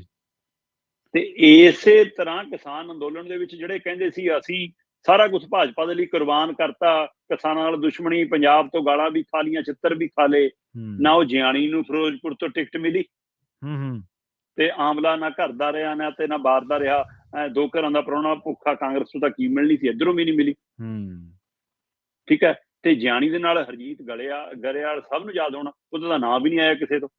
ਸੋ ਖੰਨਾ, ਗਰੇਵਾਲ, ਜਿਆਣੀ, ਸਾਂਪਲਾ, ਇਹ ਸਾਰਾ ਗਰੁੱਪ ਮਤਲਬ ਕਿਤੇ ਸਿਆਸੀ ਤੌਰ ਤੇ ਦਰਕਨਾਰ ਕਰ ਦਿੱਤਾ ਗਿਆ। ਸੋ ਇੱਥੋਂ ਅੰਦਾਜ਼ਾ ਲਾਓ ਕਿ ਪੰਜਾਬ ਦੇ ਵਿੱਚ ਜੇ ਭਾਜਪਾ ਸੋਚਦੀ ਹੈ ਕਿ ਸਾਡੇ ਪੈਰ ਲੱਗ ਰਹੇ ਨੇ, ਤਾਂ ਉਹ ਬਾਹਰ ਹੀ ਲਿਆਂਦੇ ਬਟੇਰਾਂ ਦੇ ਨਾਲ ਤੁਸੀਂ ਪੈਰ ਜਮਾਉਣ ਦੀ ਕੋਸ਼ਿਸ਼ ਕਰਦੇ ਹੋ, ਪਤਾ ਨਹੀਂ ਇਹਨਾਂ ਨੇ ਕਦ ਉੱਡ ਜਾਣਾ। ਜੀ ਜੀ। ਤੇ ਸ਼ਰਮਾ ਜੀ, ਜਾਂਦੇ ਗੱਲ ਕਰੀਏ ਪਹਿਲਵਾਨਾਂ ਦੇ ਜਿਸਮਾਨੀ ਸ਼ੋਸ਼ਣ ਮਾਮਲੇ ਦੀ। ਇਸ ਮਾਮਲੇ ਦੇ ਵਿੱਚ ਬ੍ਰਿਜ ਭੂਸ਼ਣ ਤੇ ਦੋਸ਼ ਤੈਅ ਹੈ ਜੀ? ਬਿਲਕੁਲ ਜੀ। ਪਹਿਲਵਾਨਾਂ ਦੇ ਜਿਸਮਾਨੀ ਸ਼ੋਸ਼ਣ ਦੇ ਮਾਮਲੇ ਦੇ ਵਿੱਚ ਅੱਜ ਇੱਕ ਕਹਿ ਸਕਦੇ ਹਾਂ ਕਿ ਥੋੜੀ ਜਿਹੀ ਰਾਹਤ ਵਾਲੀ ਖਬਰ ਹੈ ਕਿ ਬ੍ਰਿਜ ਭੂਸ਼ਣ ਦੇ ਫਿਲਹਾਲ ਦੋਸ਼ ਤੈਅ ਹੋਏ ਨੇ। ਪਹਿਲਵਾਨਾਂ ਦੇ ਯੋਨ ਸ਼ੋਸ਼ਣ ਮਾਮਲੇ 'ਚ ਦਿੱਲੀ ਦੀ ਜਿਹੜੀ ਅਦਾਲਤ ਹੈ, ਉਹਦੇ ਵੱਲੋਂ ਭਾਰਤੀ ਕੁਸ਼ਤੀ ਸੰਘ ਦੇ WFI ਦੇ ਜਿਹੜੇ ਸਾਬਕਾ ਮੁਖੀ ਰਹੇ ਨੇ ਤੇ BJP ਦੇ ਮੈਂਬਰ ਪਾਰਲੀਮੈਂਟ ਰਹੇ ਨੇ ਬ੍ਰਿਜ ਭੂਸ਼ਣ ਸ਼ਰਨ ਸਿੰਘ, ਮਤਲਬ ਮੁੰਡੇ ਨੂੰ ਟਿਕਟ ਦਵਾ ਗਏ ਅਗਲੇ, ਗੱਲ ਉੱਥੇ ਹੀ ਆ, ਕੋਈ ਫਰਕ ਨਹੀਂ ਗਾ, ਹੈ ਨਾ। ਤੇ ਉਹਨਾਂ ਦੇ ਉੱਤੇ ਦੋਸ਼ ਤੈਅ ਹੋ ਗਏ ਨੇ। ਕੋਰਟ ਨੇ ਕਿਹਾ ਕਿ 6 ਮਹਿਲਾਵਾਂ ਦੇ ਪਹਿਲਵਾਨਾਂ ਦੇ ਨਾਲ ਜਿਹੜੇ 5 ਦੀ ਸ਼ਿਕਾਇਤਾਂ ਦੇ ਵਿੱਚ ਬ੍ਰਿਜ ਭੂਸ਼ਣ ਦੇ ਖਿਲਾਫ ਦੋਸ਼ ਤੈਅ ਕੀਤੇ ਗਏ ਨੇ, ਤੇ ਇਹ ਦੋਸ਼ ਇਸੇ ਆਧਾਰ ਤੇ ਤੈਅ ਹੋਏ ਨੇ ਕਿ ਸਬੂਤ ਹੈਗੇ ਨੇ। ਸੋ ਇਸ ਲਈ ਧਾਰਾ 354 ਹੈ ਨਾ, ਕਿਸੇ ਨੂੰ ਠੇਸ ਪਹੁੰਚਾਉਣਾ ਉਹਦੀ, ਤੇ 354A ਇਹਨਾਂ ਸਰੀਰਕ ਸ਼ੋਸ਼ਣ ਟਾਈਪ ਧਾਰਾ 506 ਅਪਰਾਧਿਕ ਧਮਕੀ ਇਹਨਾਂ ਦੇ ਤਹਿਤ ਦੋਸ਼ ਤੈਅ ਹੋਏ ਨੇ ਤੇ ਇਹਨਾਂ 'ਚ ਮਤਲਬ ਧਾਰਾ 354 'ਚ 5 ਸਾਲ ਤੱਕ ਦੀ, 354 ਇਹਦੇ ਵਿੱਚ 3 ਸਾਲ ਤੱਕ ਦੀ ਤੇ 506 ਦੇ ਵਿੱਚ 2 ਸਾਲ ਤੱਕ ਦੀ ਸਜ਼ਾ ਹੋ ਸਕਦੀ ਹੈ। ਸੋ ਇਸ ਲਈ ਬ੍ਰਿਜ ਭੂਸ਼ਣ ਦੀਆਂ ਮੁਸ਼ਕਲਾਂ ਵੱਧ ਗਈਆਂ ਨੇ ਤੇ ਪਹਿਲਵਾਨ ਬਜਰੰਗ ਪੁਨੀਆ ਨੇ ਕਿਹਾ ਕਿ ਦੋਸ਼ ਤੈਅ ਹੋਏ ਨੇ ਤਾਂ ਅਸੀਂ ਭਾਰਤੀ ਕੋਰਟ ਦਾ ਧੰਨਵਾਦ ਕਰਦੇ ਹਾਂ। ਪਹਿਲਵਾਨ ਸਾਕਸ਼ੀ ਮਲਿਕ ਨੇ ਕਿਹਾ ਕਿ ਸਾਨੂੰ ਮਾਣਯੋਗ ਅਦਾਲਤ ਤੇ ਪੂਰਾ ਭਰੋਸਾ ਹੈ, ਸਾਨੂੰ ਇਨਸਾਫ ਮਿਲੂਗਾ, ਧੰਨਵਾਦ ਹੈ ਅਦਾਲਤ ਦਾ। ਦੰਗਲ ਗਰਲ ਜਿਹੜੀ ਗੀਤਾ ਫੋਗਟ ਸੀਗੀ ਉਹਨੇ ਕਿਹਾ ਚਲੋ ਦੇਰ ਆਏ ਦਰੁਸਤ ਆਏ, ਉਮੀਦ ਕਰਦੇ ਹਾਂ ਕਿ ਇਹ ਹੁਣ ਪੱਕੇ ਤੌਰ ਤੇ ਸਲਾਖਾਂ ਪਿੱਛੇ ਜਾਊਗਾ ਤੇ ਜਿਹੜੇ ਸਾਡੇ ਤੇ ਤੰਜ ਕੱਸਦੇ ਸੀ ਉਹ ਦੇਖ ਲੈਣ ਕਿ ਅਸੀਂ ਹੱਕ ਹਕੂਕ ਦੀ ਲੜਾਈ ਲੜ ਰਹੇ ਸੀ। ਸੋ ਅੱਜ ਪਹਿਲਵਾਨਾਂ ਲਈ ਤੇ ਉਹਨਾਂ ਦੇ ਸਮਰਥਕਾਂ ਲਈ ਤੇ ਔਰਤਾਂ ਨੂੰ ਸਨਮਾਨ ਦੇਣ ਨਾਲ ਸਮਝਣ ਵਾਲੀਆਂ ਧਿਰਾਂ ਦੇ ਲਈ ਅੱਜ ਰਾਹਤ ਵਾਲੀ ਖਬਰ ਹੈ ਜੀ, ਪਰ ਅਜੇ ਵੀ ਲੜਾਈ ਲੰਬੀ ਹੈ।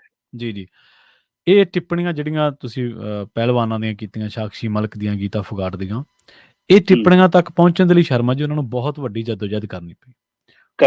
ਉਹਨਾਂ ਨੂੰ ਸਮਾਜਿਕ ਤੌਰ ਤੇ ਟ੍ਰੋਲ ਕੀਤਾ ਗਿਆ। ਉਹਨਾਂ ਦੀ ਛਵੀ ਜਿਹੜੀ ਵਿਚਾਰੀਆਂ ਨੇ ਉਹਨਾਂ ਨੇ 12 15 ਸਾਲ ਲਾ ਕੇ ਗਰਾਊਂਡ ਦੇ ਵਿੱਚ ਮਿਹਨਤਾਂ ਕਰਕੇ ਬਣਾਈ ਸੀ ਇਮੇਜ, ਉਹਨੂੰ IT ਸੈੱਲਾਂ ਨੇ ਉਸ ਇਮੇਜ ਦੀ ਕਿਰਦਾਰਕੁਸ਼ੀ ਕੀਤੀ।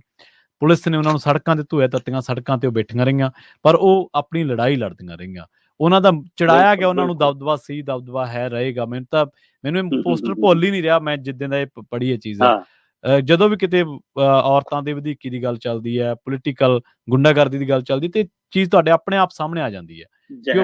ਹਾਂਜੀ, ਸੋ ਬਿਲਕੁਲ ਜਿਵੇਂ ਤੁਸੀਂ ਕਿਹਾ ਕਿ ਇਹ ਸਕੂਨ ਭਰਿਆ ਦਿਨ ਹੋਊਗਾ। ਚਲੋ ਸਲਾਖਾਂ ਵੀ ਕਿਸੇ ਟਾਈਮ ਨੂੰ ਆ ਜਾਣਗੀਆਂ। ਜਿਹੜੇ ਸੰਘਰਸ਼ ਕਰਦੇ ਨੇ, ਸਲਾਮ ਆ ਉਹਨਾਂ ਦੀ ਸਿਰੜ ਨੂੰ, ਸਲਾਮ ਆ ਉਹਨਾਂ ਦੇ ਇਸ ਸੰਘਰਸ਼ ਨੂੰ ਜਿਨ੍ਹਾਂ ਨੇ ਇੰਨਾ ਸੰਘਰਸ਼ ਕੀਤਾ। ਔਰ ਤੁਸੀਂ ਦੇਖੋ ਪੋਲੀਟੀਕਲੀ ਉਹਨੂੰ ਕਰੈਕਟ ਵੀ ਕੀਤਾ ਸਰਕਾਰ ਨੇ ਕਿ ਬਈ ਤੁਸੀਂ ਕਹਿੰਦੇ ਸੀ ਚੋਣਾਂ ਕਰਾ ਲਈਆਂ। ਹੁਣ ਦੇਖੋ ਤੁਸੀਂ, ਮਤਲਬ ਇੱਥੇ ਵਿਕਟਮ ਵਿਚਾਰਾ ਕਿੱਥੇ ਲੜੂਗਾ ਸ਼ਰਮਾ ਜੀ, ਕਮਾਲ ਦਾ ਨਿਜ਼ਾਮ। ਦੇਖੋ ਕਿ ਇੱਕ ਪਾਸੇ ਪਰ ਆਰੋਪ ਤੈਅ ਹੋ ਰਹੇ ਨੇ ਤੇ ਦੂਜੇ ਪਾਸੇ ਦੇ ਮੁੰਡੇ ਨੂੰ ਤੁਸੀਂ ਚੋਣ ਲੜਾ ਰਹੇ। ਹਾਂਜੀ ਬਿਲਕੁਲ ਜੀ। ਤੇ ਉਹ ਫਿਰ ਉਹ ਤਾਂ ਹੀ ਕਹਿੰਦਾ ਸੀ ਨਾ ਦਬਦਬਾ ਹੈ, ਦਬਦਬਾ ਰਹੇਗਾ।